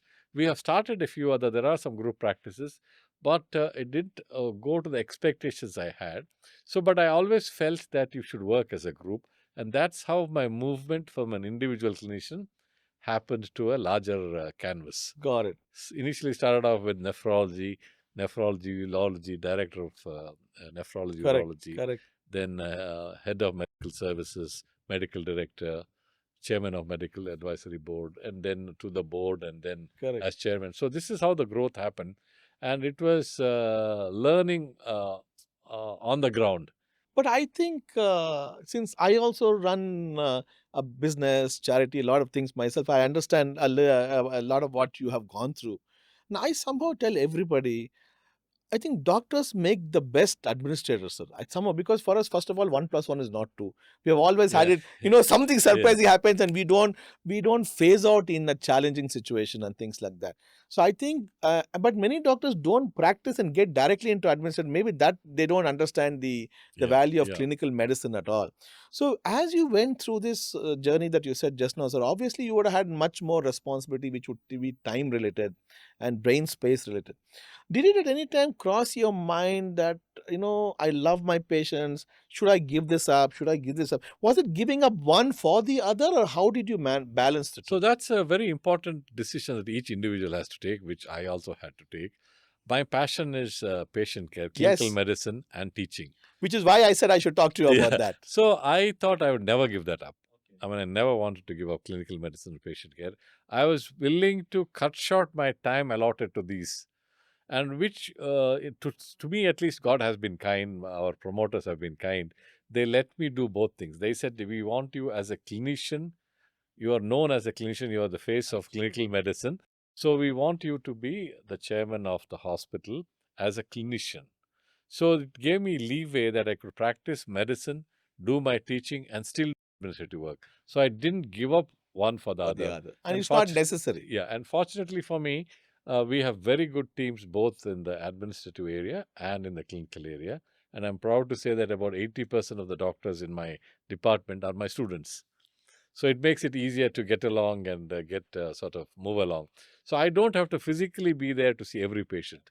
We have a fantastic team, most of them groomed by us. So that part is taken care of. And administratively, we have very good help, wonderful CEO and that entire administrative team. So both ways, it's not been too much of a stretch for me. And I didn't have to give up one for the other. That would have been a difficult choice. Correct. I think for a busy clinician, to completely give up seeing Not patients possible. or teaching would be a hard decision. Sir, I think one is that, but that nasha of recovery, sir. When the patient has that smile on their face and they get better, and I don't think any business, any dollars, anything is going, any valuation is going to give them. What do you think? No, What do you think? absolutely. I think a patient that has recovered, Correct. especially a patient that you thought would not recover Exactly. or they thought would not recover, Exactly. is a different high. A different high. I'm not sure any drugs would give you that. I say, everybody say, it's a nasha for us as clinicians. The happiest I am is when a very difficult transplant, especially a young person who we thought is not going to make it, walks home. And one example I have to give you, these days you see a lot of violence and assault on doctors, so on and so forth. Correct. So many years ago, when I was still practicing medicine very actively, I came to the office and there were some 20 or 30 people from appeared to be from a village background. Okay. Many of them people, and some of them looked like a little rough kind of people. So they were all waiting outside my office. So I thought maybe something has happened to one of our patients. These people have come to beat us up. Then, as I walked into my office, they all came and they removed their footwear outside my room. You know, there are a lot of pictures of gods from different religions in my room. And the first thing they did is they fell to my feet. Then I called up for some more people and they brought all kinds of rice, vegetables, fruits. Apparently, their grandmother was under my treatment, was told by everyone that she would only have a week to live. And she recovered completely and she's gone back home. So the entire village came My to thank goodness. me. Oh, That kind of what a- nasha, as you said, I don't think you amazing. can get anywhere. Absolutely, sir. Absolutely. I agree with you, sir. And sometimes, even if the outcomes are poor, if they feel that you have demonstrated empathy, sympathy, and compassion, they even take the death okay. Agreed, sir. Yeah. Agreed, sir. I was abroad the day before and I was in my hotel. Suddenly, someone comes and says, "You are Dr. Ballal." I said, "Yes." Then he calls his wife and says, "This is Dr. Ballal." Then I said, "Sorry, I didn't recognize you." He said, "No, sir, I don't think you recognize me. You took care of my father 20 years ago. My He lived for another 5 years. He passed away. But you helped us both medically and financially at that point. We will never forget you." So then they called the waiter, wanted to take pictures with me and all that. This would never happen in any other field. Exactly. I mean, the kind of respect they have, the love they have. Absolutely. And that only somebody who has gone through that Yeah. journey realizes that when there was hopelessness, here was that, person gave a little bit of hope and then held us. Sir, what you said very clearly was dignity in life, dignity in death. Even that is Absolutely. very important, when to cut and, Yeah. draw the line to say, this is it. Let him have a graceful death and not suffer. I think I'm quite sure you would have taken many decisions on behalf of the family to let go, and they will be holding on psychological, thinking what is happening. No, I think the right kind of counseling Yes. and being empathetic. Yes. Yes. Most important. You should Yes. feel the pain with them. Absolutely. And we would see on it because we would see you would never be hurried in your communication, not looking at the watch saying I have to Yeah, go yeah. somewhere. You would have the patience, you would sink in what they say. We were observing, so because you would counsel in front of us. So I think it's very important for the junior doctors to watch seniors like Dr. Ballal to understand how important it is to be an effective and empathetic communicator. I think half the problems are solved if you're an effective and empathetic communicator. Thank sir. you. Thank you. I think that is amazing. So when you're sitting in the boardroom, which hat comes first, the nephrologist hat or the I chairman's think hat? certainly the chairman's hat. Okay. Because when I'm sitting in my nephrology office, I think patients, my fellows, my colleagues come first. But at the boardroom, I think we have to look at the larger picture. Got it. It's like having a stone and keeping it close your eye. You think the stone is the entire world. Whereas if you keep it far away, it looks like a speck. So if I keep nephrology when I'm in the boardroom, the entire organization will be centered around nephrology. Brilliant. So here we have to look at a holistic thing because about close to 50 hospitals now, more than 12,000 beds. We have 13 hospitals in Bangalore. So 13 in Bangalore now, sir? Yes. You have to be very holistic in your or macro in your approach. Certainly, I would be very concerned if something happens to nephrology. Correct. But in the overall scheme of things, the Perfect. organization comes first. Perfect. So that, and sir has written a book called Leading with Compassion. Now I'm going to ask you a very tricky question. You are heading as a chairman of probably one of the largest corporate conglomerate hospitals in probably beyond India, and which is as corporate for profit or whatever you call it. And you have written this amazing book, Leading with Compassion. And you are talking about empathetic communication. How are you sitting at Manipal Hospital, MHP, able to balance these two and still deliver both at the same power? Yeah. No, I think that is something that all of us need to realize. Compassion should not be combined or equated with money. In the sense, when you can charge patients and still be compassionate. Your services don't have to be free. Very interesting. For you to be compassionate. Got it. You are a compassionate doctor. Whether you charge the patient or not, you're still compassionate. But as a corporate, We have to charge patients, otherwise the company will not survive. So what I'm saying is, even under the circumstances that you work, be compassionate. Don't do unethical things, unnecessary things. Don't look at only profits. Look at the patient's outcome. So that's why at Manipal we always say patient centricity, then clinical excellence, Correct. and ethical practice of medicine. We are not saying we are free, Correct. but we say this is our motto: patient centricity, then ethical practice of medicine, And clinical excellence. and clinical excellence. We Yes. need to combine these three as the primary issues. Then, of course, with the state-of-the-art infrastructure, so on and so forth, which is needed for good doctors to practice the medicine. So that doesn't have to be free. Got it. I mean, it will be ideal in this world if everything is free, but unfortunately, circumstances dictate that some of these things you have to be charged. But just because you charge doesn't mean you have to be Transactional. transactional, Correct. arrogant, Correct. and only look at money. You can still be compassionate, empathetic, sympathetic in a corporate hospital. That is the lesson, that is the message I want to send. Brilliant. I mean, that combined with free care would be out of the world. It will be, I think, utopia. I don't think anybody has cracked that is that code, not sir. achievable. I don't But think what so. I'm saying is, even being in a corporate hospital, have these values. Got it. And wherever possible, we write off our fees. We have multiple schemes for the poor. Wherever possible, we cannot do that for everyone. So, but these essence of these qualities should not be mistaken for free service. So I can give my own couple of stories to drive the point home, specifically from an MHP. When we were students practicing that, we had a clear mandate given. At that time, it was pre-mobile phone era. Yeah. Anybody is brought in emergency, unconscious, unknown, as we, picked up by the road do not deny life-saving care. And there's one particular situation where this guy was brought in unconscious, by the policeman, found lying on the road. We had no way to contact the family. He was one pupil dilating. We did a CT scan, a large extradural hematoma. And we had actually been authorized to sign the consent form ourselves. I have signed the consent form myself, taken the guy to OT and operated him, saved his life. And many hours later, the family showed up. And it's amazing. No other hospital, would have entertained this. They said, take him to a government hospital. That's one thing so that happened. Secondly, after I had left MHP, there was, one relative of ours, who would all very well to do, but drinking and ran into drinking related complications, some vascular stuff. He had been in a private ward in the hospital. And the day of discharge, I get a call through another person saying that he wants discount. I said very clearly, this man deserves no discount. But if I don't do something, you don't know. So there's this stuff. Then I called Dr. Malti. She was the medical director. She was my deputy. Yeah. Yes, I called her. I knew her well. I said, Dr. Malti, this person is going to meet you and tell my name. Please do not give discount. I told her this. He doesn't deserve it. He said, Sharan, you're one of the first people who's told me not to give a discount.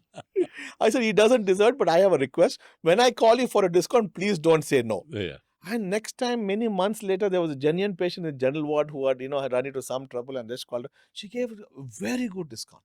So I think that clearly says, and that freedom, sir, I have in Manipal MHB specifically, because so many people, they're still there with us, who are there at my time. And that's it's amazing. I think Manipal has its own. I think you should do a DNA assessment to see how that can go to. I think it honestly, it's sort of percolated top down. As you're probably aware, Manipal was founded by the illustrious founder, late Dr. T.M.A. Pai, Correct. Yes. Padma Shri, Correct. who started a medical college in a forest. Correct. Oh, it was a forest before. Yeah, Manipal was a forest. I come from Udupi, which is 3 miles away from Manipal. It was a dense forest called Kundalkad forest. Okay. And those days, after 6 p.m., no one would take you to Manipal. Even taxis would not go. Because it was a forest with a lot of creepy crawlies and even tigers. My goodness. And there is a circle, which is the main circle of Manipal, named Tiger Circle. Because tigers used to roam there. No, this is a true story. I didn't know this. No, it was a dense forest. And when we applied for this permission for a medical college, we was under Madras those days. The vice chancellor of Madras University said, this man is mad. He wants to set up a medical college in a forest.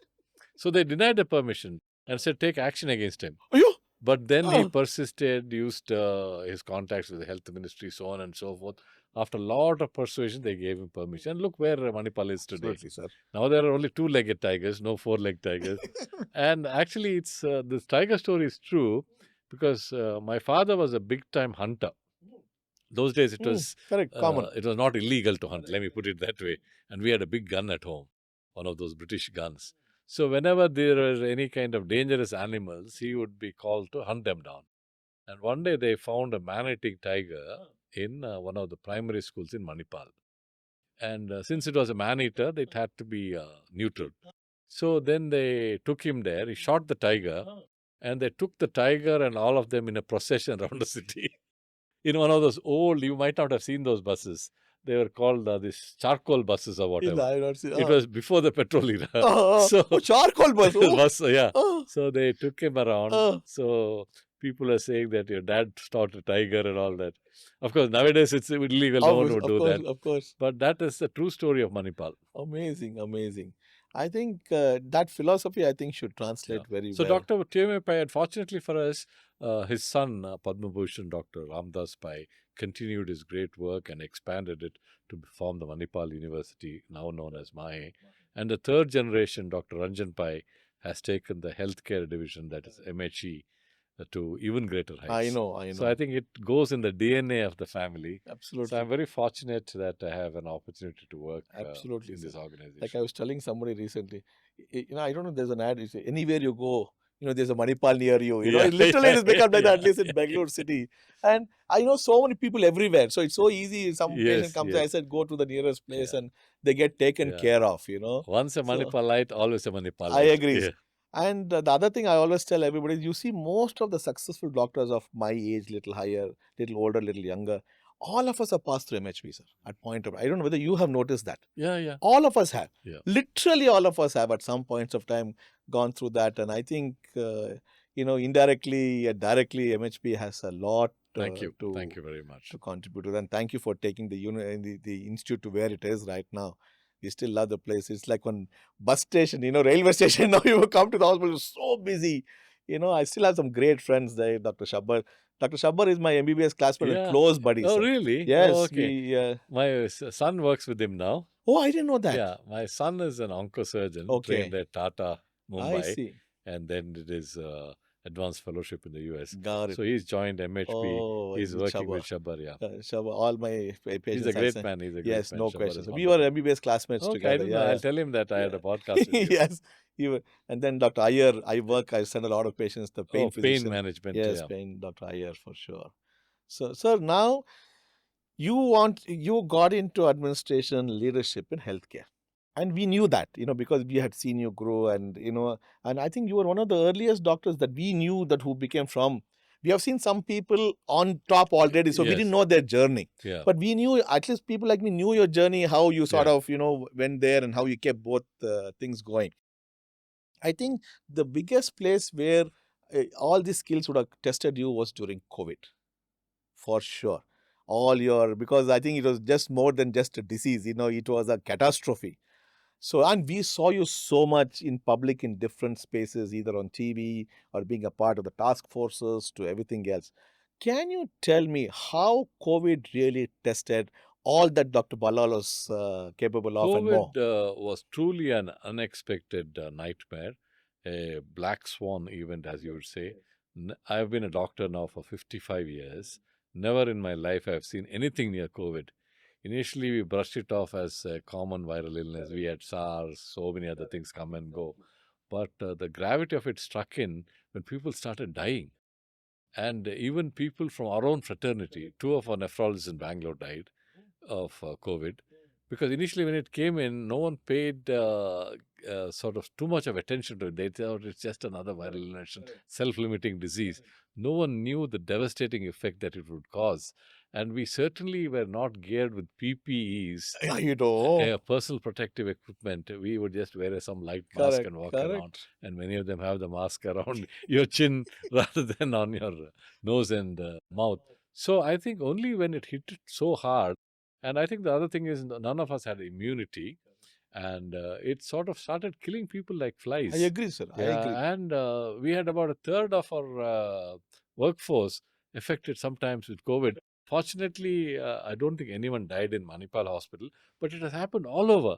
So that was the most devastating disease.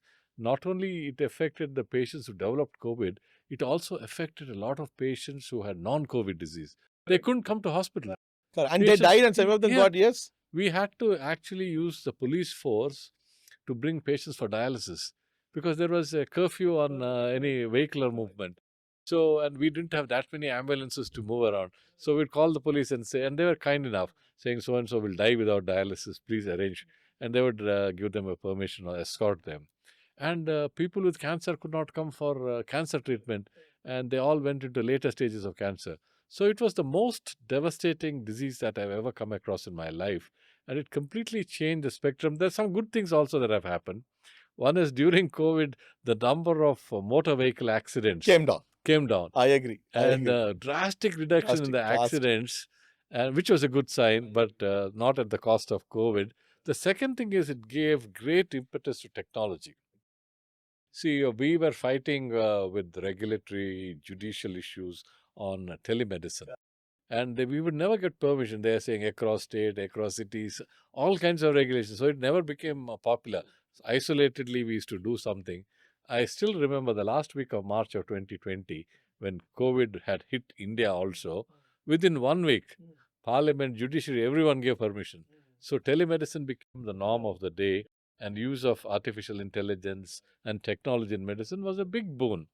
And just to give you one example, the government of Karnataka came up with a scheme that they would set up a panel of experts from various corporate hospitals, including ours, where there was a pulmonologist, intensivist, nephrologist, internal medicine person, anesthesia. They would have a video consult with all the district headquarter hospitals of Karnataka, some 30 or 31 districts, on a regular basis. That was the only thing they said. And just this advice of meeting the experts from with the district hospitals saved about 50% of the patients from dying. The mortality came down by 50%. I commend the government of Karnataka for starting this. So we were part of that. And we saw a drastic reduction just by managing Advice. patients of how to manage the patients. We didn't Amazing. invest any money. We didn't Amazing. bring any magic bullets, Correct, magic correct. injections, nothing. Amazing. So I think this is the power of technology which came into the fore with the COVID. Amazing. And the second thing that happened, 50%. That's amazing. 50%, that is, I think the Karnataka government has published this data. And the second thing that happened, I think in general, doctors' images were getting tarnished in the past. Very money minded, corrupt, all kinds of accusations. And there was vandalization of hospitals, so on and so forth. So our shine was sort of slowly getting, they were getting rid of our shine.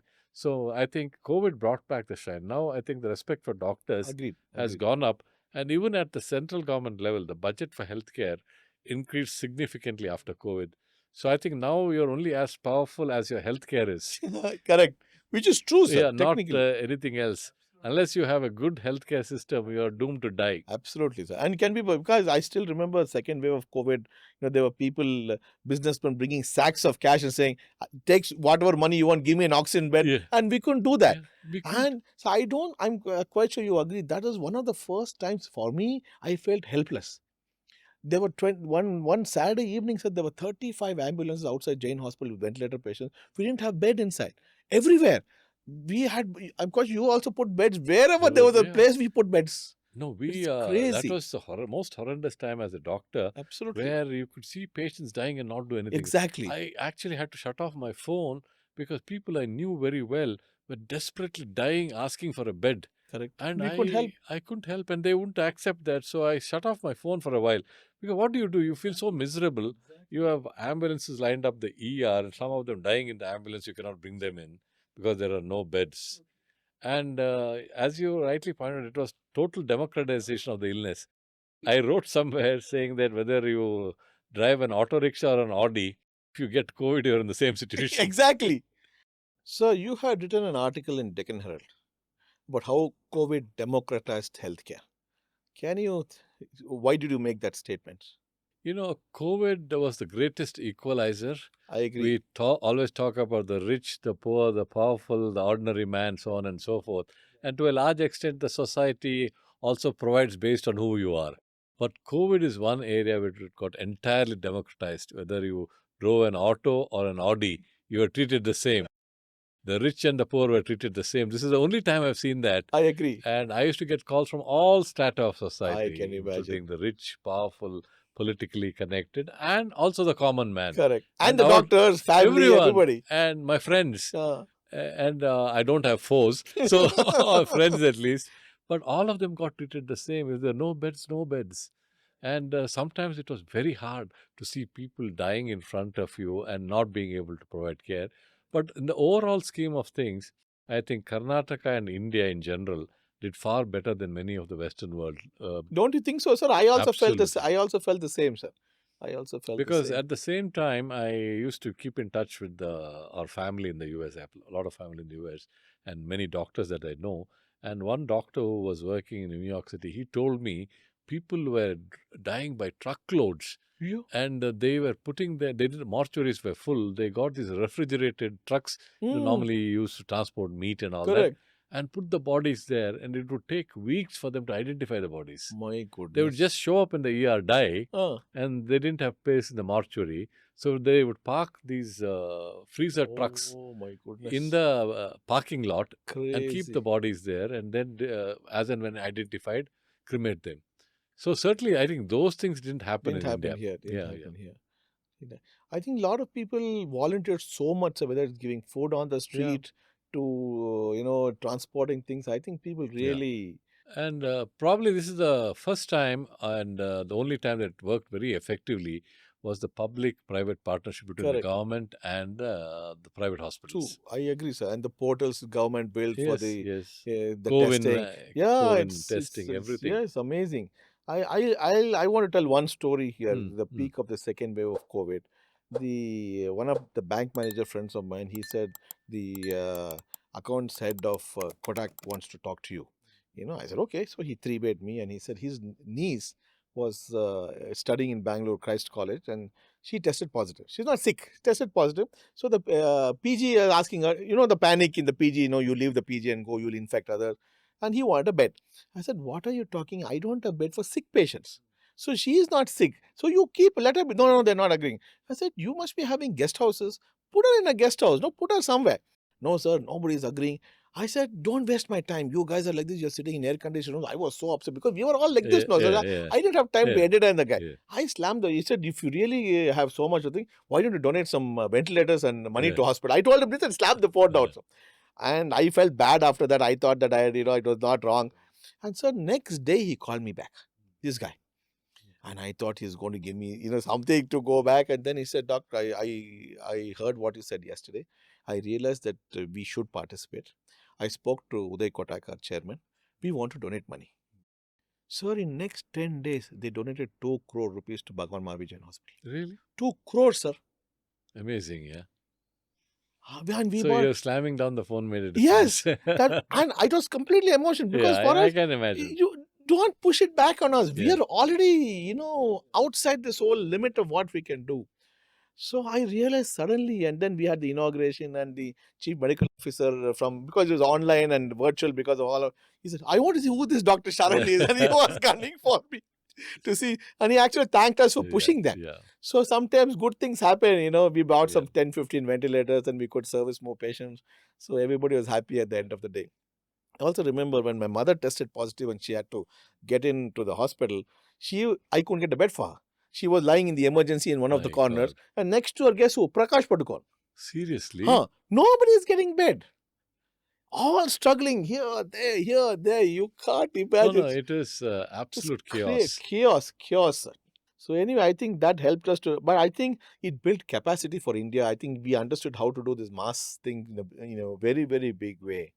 And I think that was something that was so democratizing healthcare is one thing that I did. Second was the vaccines, sir.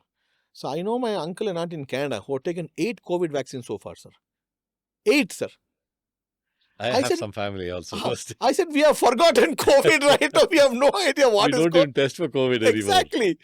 So obviously the vaccine or whatever it is has made the difference. And I still remember when the first time the vaccine came and this whole vaccine controversy to take, not to take, Yeah. Covaxin, Covishield. And a lot of people asked me, Doc, is it safe? I said, I don't know, I have taken it. That's what I told them. Sir. Yeah. Because we were the guinea Yeah, pigs frontline, no, sir. True, First, we were the ones who true. took the second question they would ask me, was it Covaxin or Covishield? I said, Yeah. I don't know. I stuck on my shoulder and they pricked something inside. The truth was that, no, sir.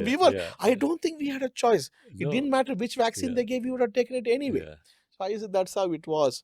So I think, but reality, sir, is though people spoke so much, money is not an issue, but honestly today, there is a cost to deliver quality healthcare. Sir. Whether it's in a charitable hospital, whether it's in a corporate hospital, whether it's a government hospital, I don't think it makes a difference. It cannot be free because somebody has to foot the bill, sir. End of the day, it may only be free or lesser cost for the patient.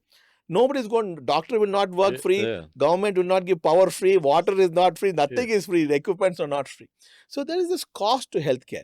Yet educated people just don't care. They don't insure themselves, they don't insure adequately. They don't even know the cost of things. I tell them, if you have a moderate to severe head injury or a stroke, it is 3 weeks in the ICU, sir. 3 weeks. Yeah, absolutely. First day I'm counseling the family 3 weeks. True. 3 weeks is if you take whatever 20,000 rupees, 50,000 rupees, 1 lakh rupees into 3 weeks, that's it. Yeah, anywhere between 10 to 25 lakhs. Yes. Minimum. So are you insured? And they have 3 lakhs, 5 lakhs. They'll spend on useless things. Kanjivaram sari to a best smartphone to everything else. What is your take on how can people afford quality healthcare? See, I think we come to two important issues here. One is the cost of healthcare and the need for health insurance. See, the cost of healthcare is there. Whether you're in a government hospital, charitable hospital, or in a corporate hospital, absolutely. There is a cost to deliver health. Yes. In the government, maybe the taxpayers are paying the money. It's not free. It's your money and my money that they're spending. Exactly. In charitable hospitals, some philanthropists are donating money for care for the others. Yes. Whereas in the private sector hospital, the patients get billed for it. So the cost is not, and actually there has been analysis of cost of healthcare, very good analysis done in government institutions, charitable hospitals, teaching hospitals, and private sector. The cost is not very different. The cost to the patient may be different. Correct. But the cost of providing healthcare is not very different. You go to All India Institute or maybe even CMC Vellore, the cost of delivering healthcare compared to a corporate hospital is not very different because there is an inherent cost. There's no free lunch. Correct. There's no free lunch. There, the free lunch is provided by the taxpayer in the government hospitals. In Mahavir Jain and other charitable hospitals, by the donors. Yes. And unfortunately, the corporate hospital, it is the patient.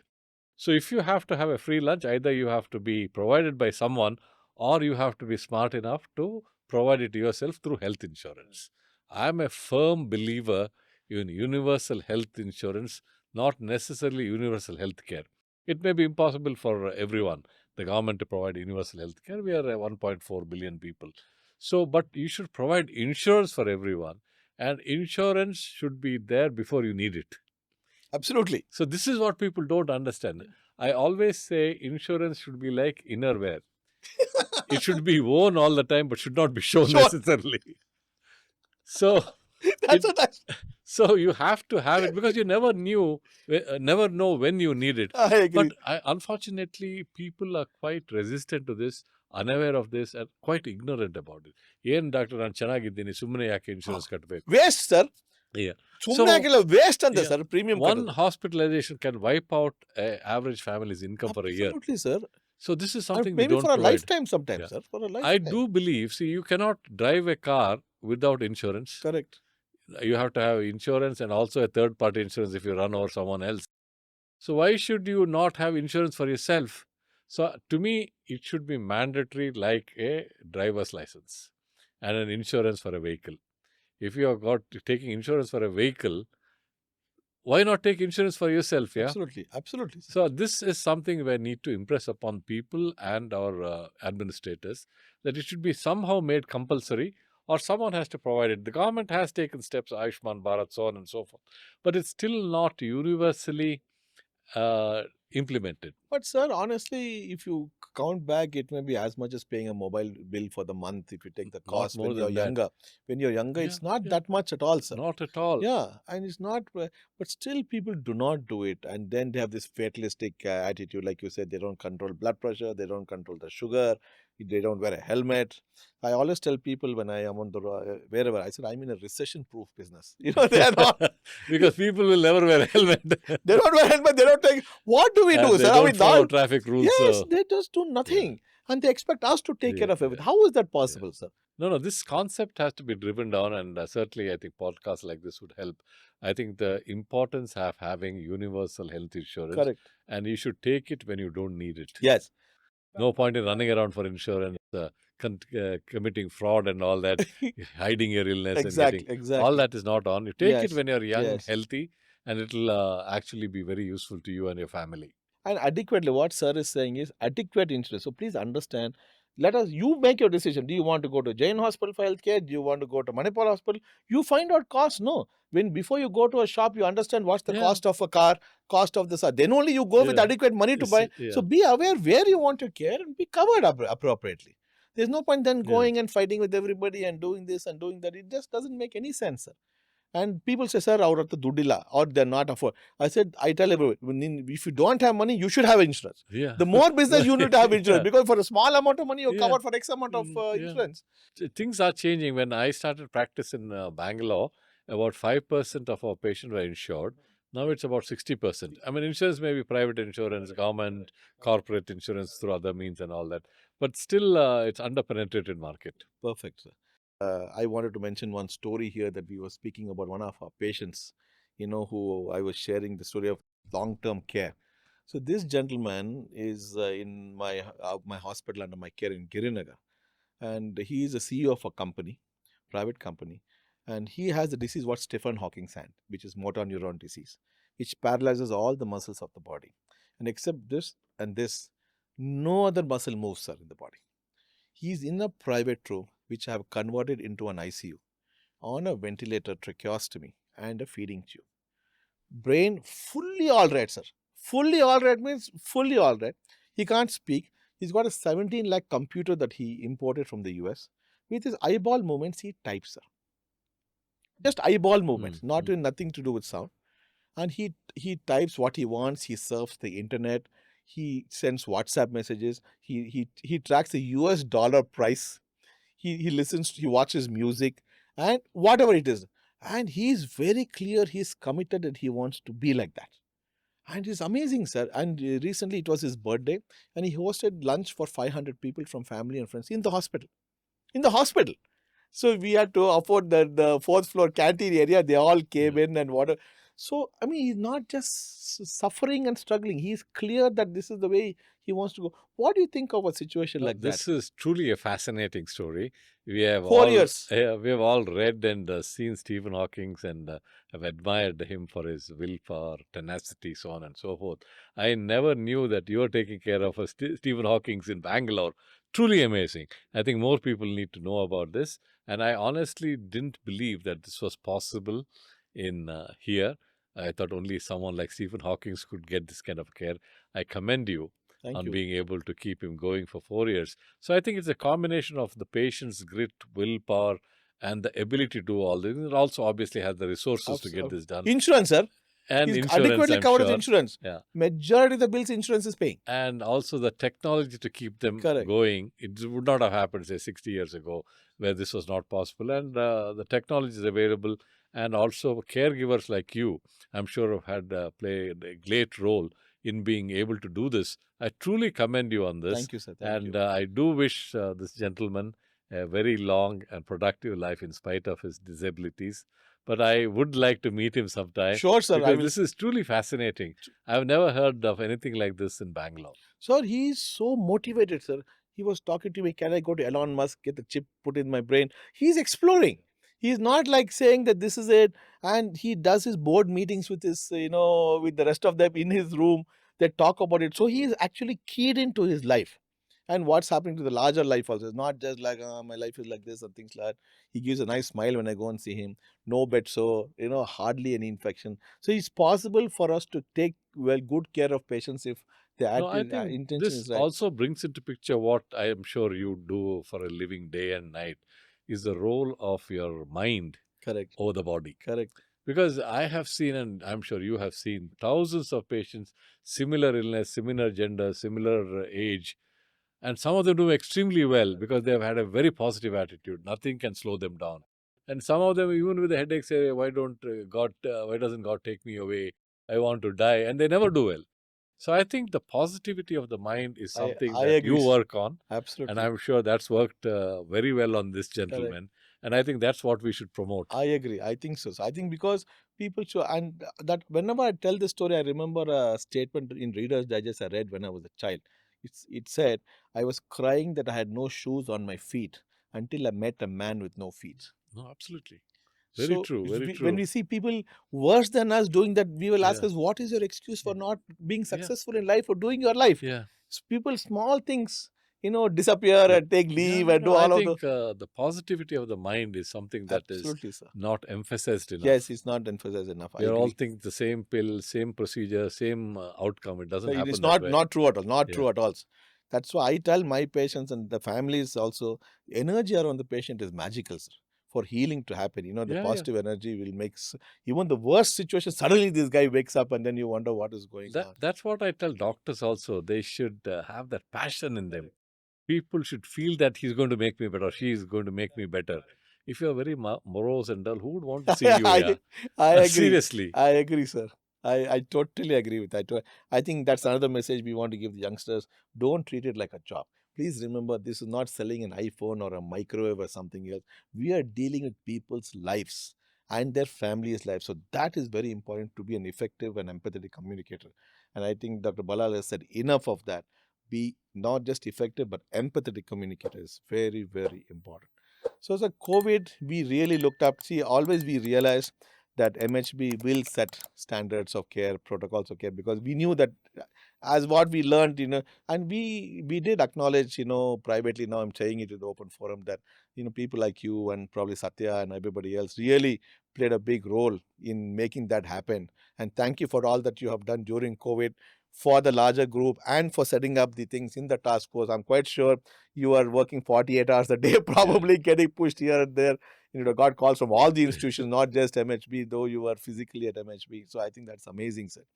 Now we'll go to the last part of this podcast, which is your favorite subject, the technology in healthcare, and it's appropriate.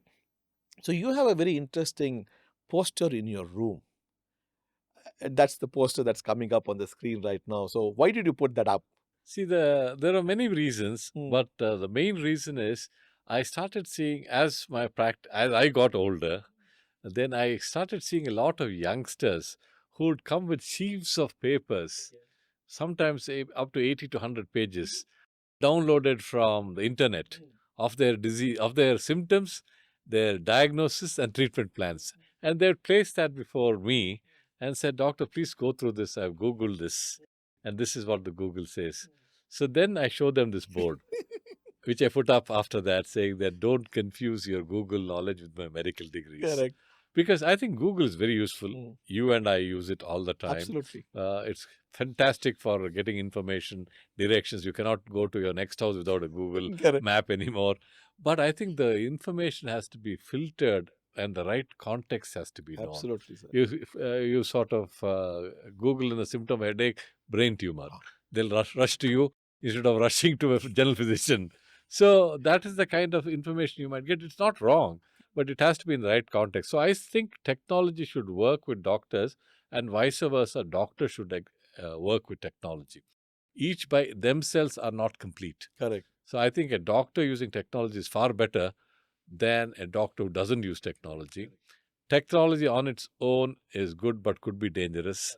So I think the combination and the marriage of the two would probably what we should look for. So how did you and Manipal group look at technology? I'm quite sure you were looking at technology before COVID, and COVID pushed it on you, and then it also helped you to. I think COVID pushed technology forward by 15, 20 years. I think quite sure about that. Easily. So what has as an institution or at a corporate level, how are you guys looking at how is technology going to help to improve patient care, delivery, and things like that? One important thing for anyone, whether it's an administrator, doctor, or something, if you don't learn something new or adopt something that's new, you're going to perish. Correct. And we have seen this over and over again. The Agreed. best of doctors, best of people who did the same old things that were done 50 years ago Correct. will perish in today's environment. So we knew there was a need. Correct. There was a need to adopt technology because otherwise you would be gone. Extinct. You'll be extinct. So you'll be extinct. You would be a fossil. So essentially, this was a need, and we felt technology could be helpful to the development of science. And we have seen that in all other fields. And unfortunately, I think in the healthcare, it is slow behind, much slower than the rest of the field. You see anywhere else, any other industry, they're far ahead of us. We are slowly trying to catch up now. Probably the areas which have caught up are to some extent radiology, telepathology, and areas like that. But otherwise, we still have not adapted AI and technology to the extent that is possible. But I think great work is going on. And especially when you have to look at large amounts of data to be analyzed, it's humanly impossible. And certain patterns to be picked up, even in pandemics. That is where I think technology really that is where technology is helpful. I think even in the war, for them to sift through billions of pieces of data and pinpoint where someone is, I think that is only possible with AI. Human mind cannot do that. But the human mind still has to decide whether to send that weapon down there or not. So I think that part of human intervention is still needed. But I think analysis of data, conclusions, patterns of disease cannot happen without AI. God. So I think, like you said, tele-radiology, I think, for me personally, sir, before the WhatsApp or the MMS came in, just to see a CT scan of a patient, I had to go all the way to hospital at 2 o'clock in the morning. Can you imagine? Just to see the scan.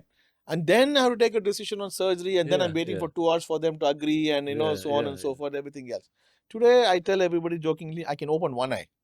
I don't have to open both eyes. Only when something serious is, I can open both. So one eye I can see and make a decision and communicate what I want to do. We can do a video call of the patient to see how exactly he is. How much that has helped us to, optimize without compromising the quality of data coming in. Because I don't have to believe the nurse or the doctor. If I'm not sure, I say switch on your video. And everybody has a video phone right now. You can look at the patient, make him do this, make you show me this, show me this, show me this. Physical presence is not needed most of the times. Exactly. And it is so amazing that how we can use that. But so the neuroscience company that we run, sir, 2022, we took a conscious call to move from being a clinical company to a clinic tech and data sciences company. We made the choice. So I run a technology company now under the neuroscience company. We have built our own software platform purely for neuroscience, sir. Because you mentioned a very critical word, AI. But, it's garbage in, garbage out. Yeah. The data has to come in correctly, sorted at source. Yes, to be analyzed correctly. And I think if you do that, and I think we doctors keep saying, we can't organize data properly. It's not true, sir. In our mind, it's clearly, there's AI in our mind because we are already analyzing the previous patient we saw. He's matching this patient, and we automatically get our data out, sir. No, I think it's very important. And one more thing I wanted to bring up is that what we had discussed before we started.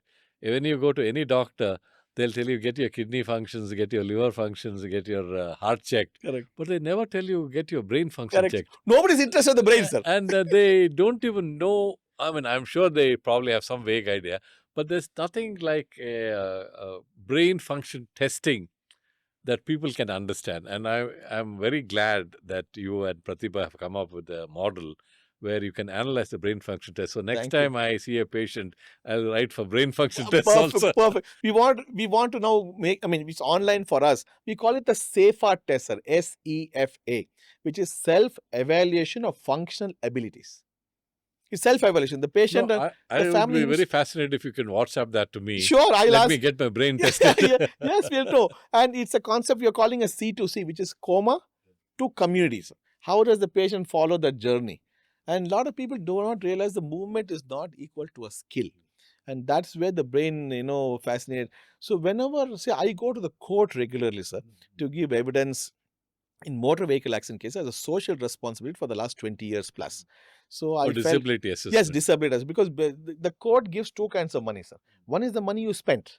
which is the hospital bills. You put the bills with some deductions, they'll give you that bill as per what you give. The second one is if the patient has got disabled and cannot function like before, somebody has put a number on that, and based on the number, they have to extrapolate what is the potential future income loss, and they give additional money. That is where people like me to have to go in. But it's a very complicated process to assess, the brain function of a laborer versus a doctor versus a lawyer versus an engineer and things like that. So I was struggling. So people, when I go to court and say evidence, they will say, doctor, patient looks okay. You're saying he's not all right. Which is true. Which is true. Just I would say, see, you can't tell the mileage of a parked car. Yeah. Unless it works, Yeah, things like that. And then when I realized the frustration for me and everybody else, I said, let me start doing classes for the judges. Oh, interesting. So we both have been taking classes for judges for the last 15 years. Really? Yes, 15 years. All as a social obligation. We are part of the Karnataka Judicial Academy now. Oh, okay. And we have trained more than 1,200 judges in the last about 15 years of how to understand the organ called the brain. So I standardly start my talk by showing the pen, sir. What is this? And everybody says it's a pen. Then my next question is the eyes telling it's a pen or brain telling it's a pen? And people are looking like this. And normally I get a 50-50 answer. 50% says eyes, 50% say brain. And I tell the guys who said brain, I said, you're giving me a smart answer because neurosurgeon is asking the question. Yeah. Others, we always say, don't you see with your eyes? You have never said, don't you see with your brain, for sure. Yeah. So then I follow it up by saying, imagine you're sleeping now and I carefully open your eyelid and show the pen. Do you see the pen? I said, no. Are you blind? They said, no. Then why don't you see the pen? Because eye is on, brain is off. The next question I asked them, is your tongue telling you vanilla ice cream or brain telling you vanilla ice cream? Okay. The third question, is your ear telling you an hour song or brain telling you an hour song? You put, since you're a nephrologist, you put your kidney to me, same susu. Yeah. My kidney to you, same susu. Your heart to me, same dub-dub. My heart to you, same dub-dub. But with same vanilla flavor, I'm not degrading. Your brain to me can't do neurosurgery. My brain to you can't do what you're doing. Because the hardware is the same, the software is different. The only organ in the body which has individual software that nobody understands. Amazing, amazing story. So when people ask me, what do you do? I'm promoting a science called functional neuroscience, which is neuromodulation with neurorehabilitation. And when I ask them, what is this? I say, see, imagine your phone crashes and you go to the engineer. The first thing he's going to ask you is, have you backed up your data? Data, yeah. No backup? You're finished. You're finished. But I asked next, have you backed up data from here? You haven't, sir, I haven't. God forbid something happens to the hard disk. What is our fate? So functional neuroscience is the art and science of replacing files, folders and apps in a crashed hard disk without backed up data, without a USB port and without a cloud connections. Amazing. This is in simple terms what we do. So this is the future of neuroscience, sir. Functional neuroscience. People want function restored. Yeah, I think you are probably one of the few, at least the only one I know, who has so much of emphasis on functional neurosciences, being a surgeon. Otherwise, most surgeons just like the knife and the scalpel and the scissors. They don't do anything differently. But this is fascinating. I mean, because I think brain is probably one of the most mysterious organs that has ever been created.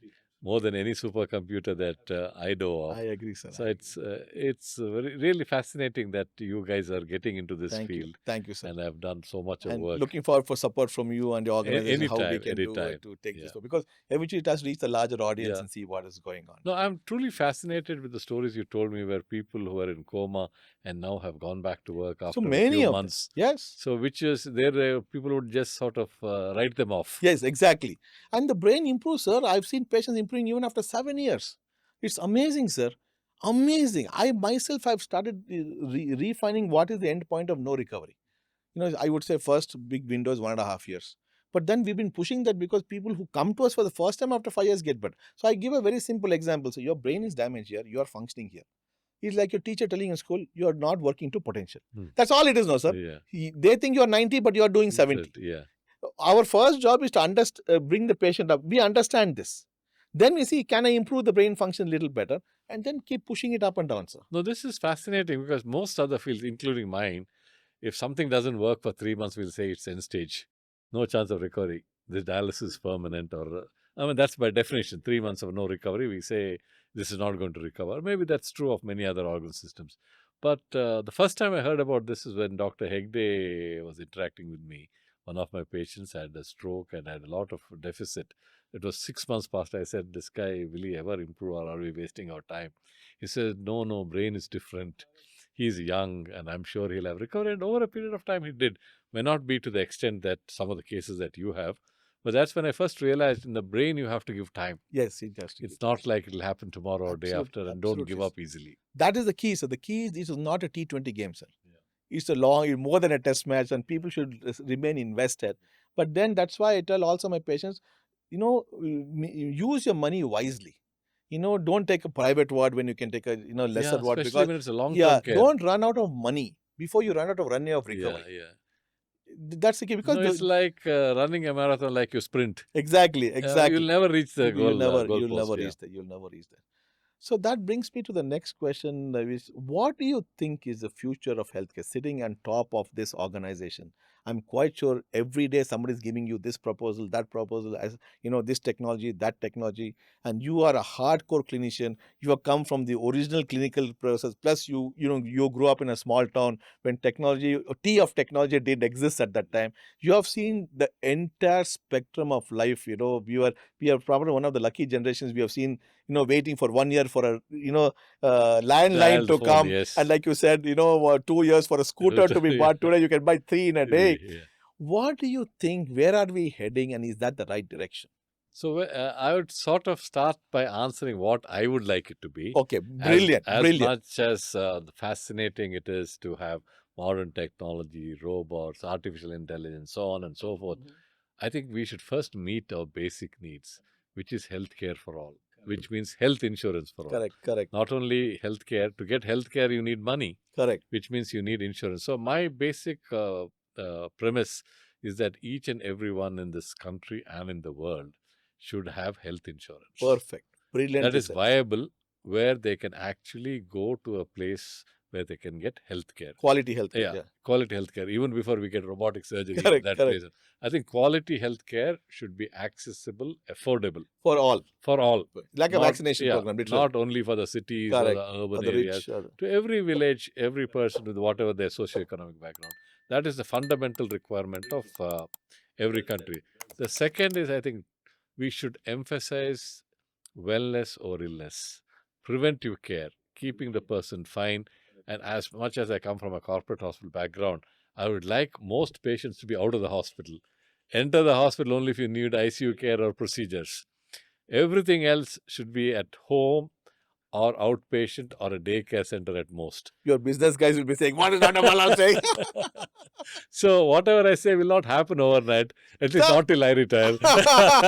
but be as it may. That is the true requirement. So I think preventive healthcare should be given a lot of importance. Agreed, sir.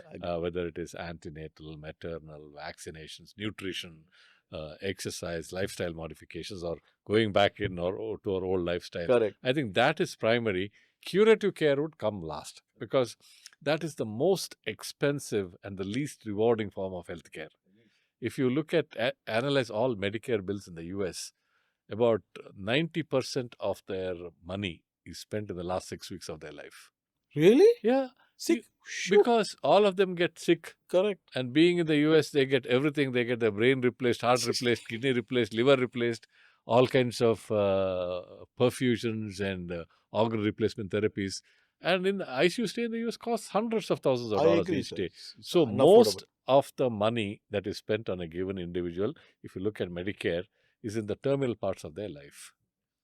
Whereas the last 60, 70 years or whatever they lived, they haven't spent anything on themselves or maintaining that lifestyle, which would have prevented them from spirit. So I think there's a tremendous waste of money in healthcare, because we have entirely focused on curative healthcare. If at 1/10 of that resources were spent on preventive healthcare, everyone would be a healthy country. I tell my patients, Sankata Bandha Venkatramana. Only then they remember us. Sankata Bandha Sharan.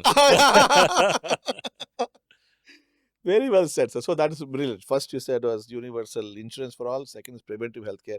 I think these are very important two things. Then, of course, the other things we talked about in curative healthcare, adapting technology, but not being totally dependent on them, and the human interaction for technology is still needed.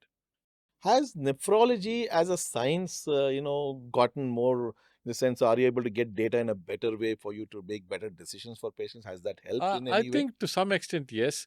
I think we have now data on millions and millions of people with different stages of kidney disease. We are fairly certain of the progression of kidney disease. Some progress has been made in diagnosis, and certainly some progress has been made in slowing down of the kidney diseases we have. We call them as the pillars of support in preventing the progression of kidney disease. We have made some progress, not to the extent I would have liked to, but some progress has been made. But certainly, I think nephrology is very different from what it was in the 70s to what it is today. And today, even people with transplantation live for years together, 95% survival at 1 year, some 70 to 80% survival at 5 years, 60% survival at 10 years, so on and so forth, which was unheard of. In the good old days, if you said dialysis, people would just take them home and say, enough, Correct. Sakon, life mugdi, Sakon. Correct. But now we personally have patients who have been transplanted 25, 30 years ago. I have patients who are on dialysis more than 25 years. I heard, I didn't actually ask it. 25 years dialysis. Yeah, I think we have one lady who's on 28 years of My dialysis goodness, or my goodness. something. And that's unusual, but with the kind of advanced dialysis technology, water treatment, so on and so forth, we have long-term survivals in dialysis. We do have home dialysis. We have a lot of new transplant medications, a lot of advanced surgical techniques like robotic, laparoscopic surgeries, so on and so. A lot of things. And the diagnostic field, we have set up nephropathology, which is a state of the art, probably the largest nephropathology unit in the country. Oh, okay. Where they read about more than 6,000 So biopsies. you're getting samples from outside? Yeah, we get a lot of samples from outside. They read thousands of biopsies. My goodness. So that was one of something that was very close to my heart. Because when I first came here, we would do all the things that we need to do, but once we do the biopsy, we don't know Mumbai. who's going to read it. Mumbai. It is We had to send it to CMC Vellore, Chennai, Mumbai. Those days, I used to go to the US every 3 months. So I used to carry those slides. That would be more of retrospective. Correct. Then what I found out, I published this data, that there was a discordance of more than 50% between what was reported here and reported by the nephropathologist there. Wow. The level of expertise might have been different. Agreed. So we were very keen on starting our own nephropathology, and fortunately, we found a guy who was very well trained in Chandigarh, US, and he's come back to us, and he set up one of the best nephropathology units. So the second thing what I saw was that we didn't have nephrology training programs in Karnataka when I came. If you had to do any nephrology training, you had to move out of Karnataka. So we were the first to start it in 1999. So, and we didn't have a cadaver transplant program. Correct. You did the first cadaver transplant. So we did the first cadaver transplant, and that's a very interesting story. Please tell us. Of course, the government did make it possible to declare brain death with the help of neurosurgeons, critical care people, and all that. And so cadaver transplantation or disease donor transplantation became a possibility. And the first patient we had was the niece of a patient of mine. She was a medical student. Again, accident in a two-wheeler. She got run over and had severe brain injury, and they took her to NIMHANS. And Dr. Timmappa Hegde was head of neurosurgery at that time. Good man. Correct. So they did not have facilities for declaration of brain death and transplantation there. So he called me as a friend and said, Dr. Ballal, I have a patient here who I think is brain dead, but we don't have the facilities to declare brain death and do the transplant. Can you? Oh, the family was keen on donating. The family was very keen because this kid's aunt was my patient, so she was aware of kidney disease. Got it. So she had someone who had a transplant or something. So they're very keen on donating the organ. Can we move her? So she was moved to Manipal hospital and was declared brain dead as per the norms of the country. And then the first kidney was transplanted at Manipal Hospital, Bangalore. Second kidney went to another hospital. So this was the beginning of cadaver transplantation in Karnataka. We honored the family last year during a World Kidney Day, the mother and father, because, in spite of their tragedy, of course, first thing they thought of is donating their daughter's organs. That is, at that time, it's so difficult. It was 1998. We had just sort of gotten the permission to do cadaver transplantation. Of course, now we do hundreds of them. But I think these are some of the important milestones that have contributed to our growth. Very true, sir. And I think MHP has always been in the forefront of setting new standards of helping others to get. I think that's very important, sir, because we sometimes do look up. Somebody has to, do something different, and it'll have its own critiques at the end of the day. So I think that's fantastic, sir. Where do you want healthcare to be if you are given a magic wand today, for See, I example? think one is I don't want any patient to be refused health care. Got it. That is the hardest thing. One of the hardest things I found when I came back from the US is telling patients that you need this, we can save you, but you cannot afford this. I mean, that used to happen, and that was the hardest thing for me. In the US, you never bothered, at least those days when I came here, Medicare used to take care of dialysis, Correct. transplantation. So if you need some transplantation, you just put them on the list and they get dialyzed till then, and things happen. Here, the first thing they ask you is, what is the cost? And as a doctor, I really did not know the cost. Correct. I mean, we had to find out from someone in the administration what it costs. Correct. And they'll come back to you, sir, model. That's a very difficult. Do you say that your life is only worth 5 lakhs or 10 lakhs, whereas someone who has the money can live forever, whereas you have to die? I agree. So Very difficult, sir. So when care is available and not affordable, that's a very difficult period. See, when I was growing up, none of these things were available. So if you're a rich man, you died in the private ward. If you're a poor man, you died in the general ward. If you had liver failure or kidney failure, that was the only difference. Whereas now, if you're very poor, you die at home, whereas the rich man gets a transplant and goes home. Correct. It goes back to life. Yeah. So there is that is some of the most difficult questions I've faced. So I honestly believe that everyone should be able to get healthcare. It should be a fundamental right of the citizen, just like the right to education, food, health. Health should be a fundamental right. Right to health. Very true. That doesn't mean right to health mean the government is going to fund it, guys. It may happen, it may not happen. You should have the right to your own health. So do what it takes to take care of that investment or whatever you call it. No, I honestly believe the government should be more into sort of providing healthcare insurance and healthcare, at least wherever it is possible, but doesn't necessarily have to provide all healthcare. That's not possible. Correct. If you look at statistics now, about 70 to 75% of tertiary healthcare is from the private sector. So there must be some way of government helping the patients who need this care to be able to take it elsewhere. It will be impossible for the government to take care of. Agreed, sir. It's not 1.4 exactly. million. It is too much of an expectation. Absolutely. I think no country has cracked this code, sir. Everybody is struggling. See, we talk about US and UK. Yeah. I have a lot of patients coming from the US and Correct. UK for treatment here. Exactly. It is less expensive, Exactly. immediate treatment, Exactly. great service, Exactly. great doctors. So they go back. Absolutely. I agree. I also a lot of people. Yeah. And because we just have more numbers, we are able to take Yeah. decisions faster and better. True. That's number 2. So then what else are you utopian view of healthcare? I think I still come back to preventive healthcare. It's just not pleasant and possible to take care of terminal healthcare. Agreed. So we should prevent people from... Even if you have the money. Even if you have the money. Suffering is still there. Yeah, suffering is still there, no? So if we can prevent that, fine. And I do believe that some of the newer things that have happened in our society, like passive euthanasia is something that we should pay more attention to. And one of the very important things that we are getting into now is our social fabric is collapsing. See, when we grew up, there were 30 people in one house. Correct. So it didn't matter if 2 people were in the hospital, there were 28 other people to take care of them. Now it's all nuclear families. Less than nuclear. Yeah, less than nuclear, sometimes single person families. True. And you have no social support at all. It's becoming like the Western world. So these are the people we need to address, which is old age or care of the elderly and hospice, then treatment of people who have mental disability, like what you do. So these are the areas we need to focus, because those numbers will keep increasing. As the longevity we are comes an in, aging population now. And those are areas where we have not paid much attention because it was not needed in the past. So we need to give more attention to that. And also, apart from not needed, sir, I think people are struggling with acute care and life and all of that. So quality of life was not in anybody's radar. Yes. Now people realize I can survive what next. And like I tell many of my people, guys, in today's world, fast-paced world, you can't afford to fall sick. You'll fall off the treadmill. Exactly. You'll never get back. Exactly. Yeah. Because it's just going like that. So you just, so it makes more sense for us to be invested in keeping ourselves well, but still buy the insurance to make sure you don't use it. It's like carrying the umbrella to make sure it doesn't rain at the end of the day.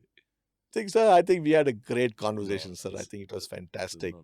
It is You know, mutual. I yeah. really enjoyed being here. Yeah. Enjoyed the company and the subject and the talk. Thank you very much. Any last message you want to give the audience or anything specific? I think one thing I would like to the tell, policymakers, whoever, the government, I whoever think it is. first I would stick to our profession, which is Okay. doctors.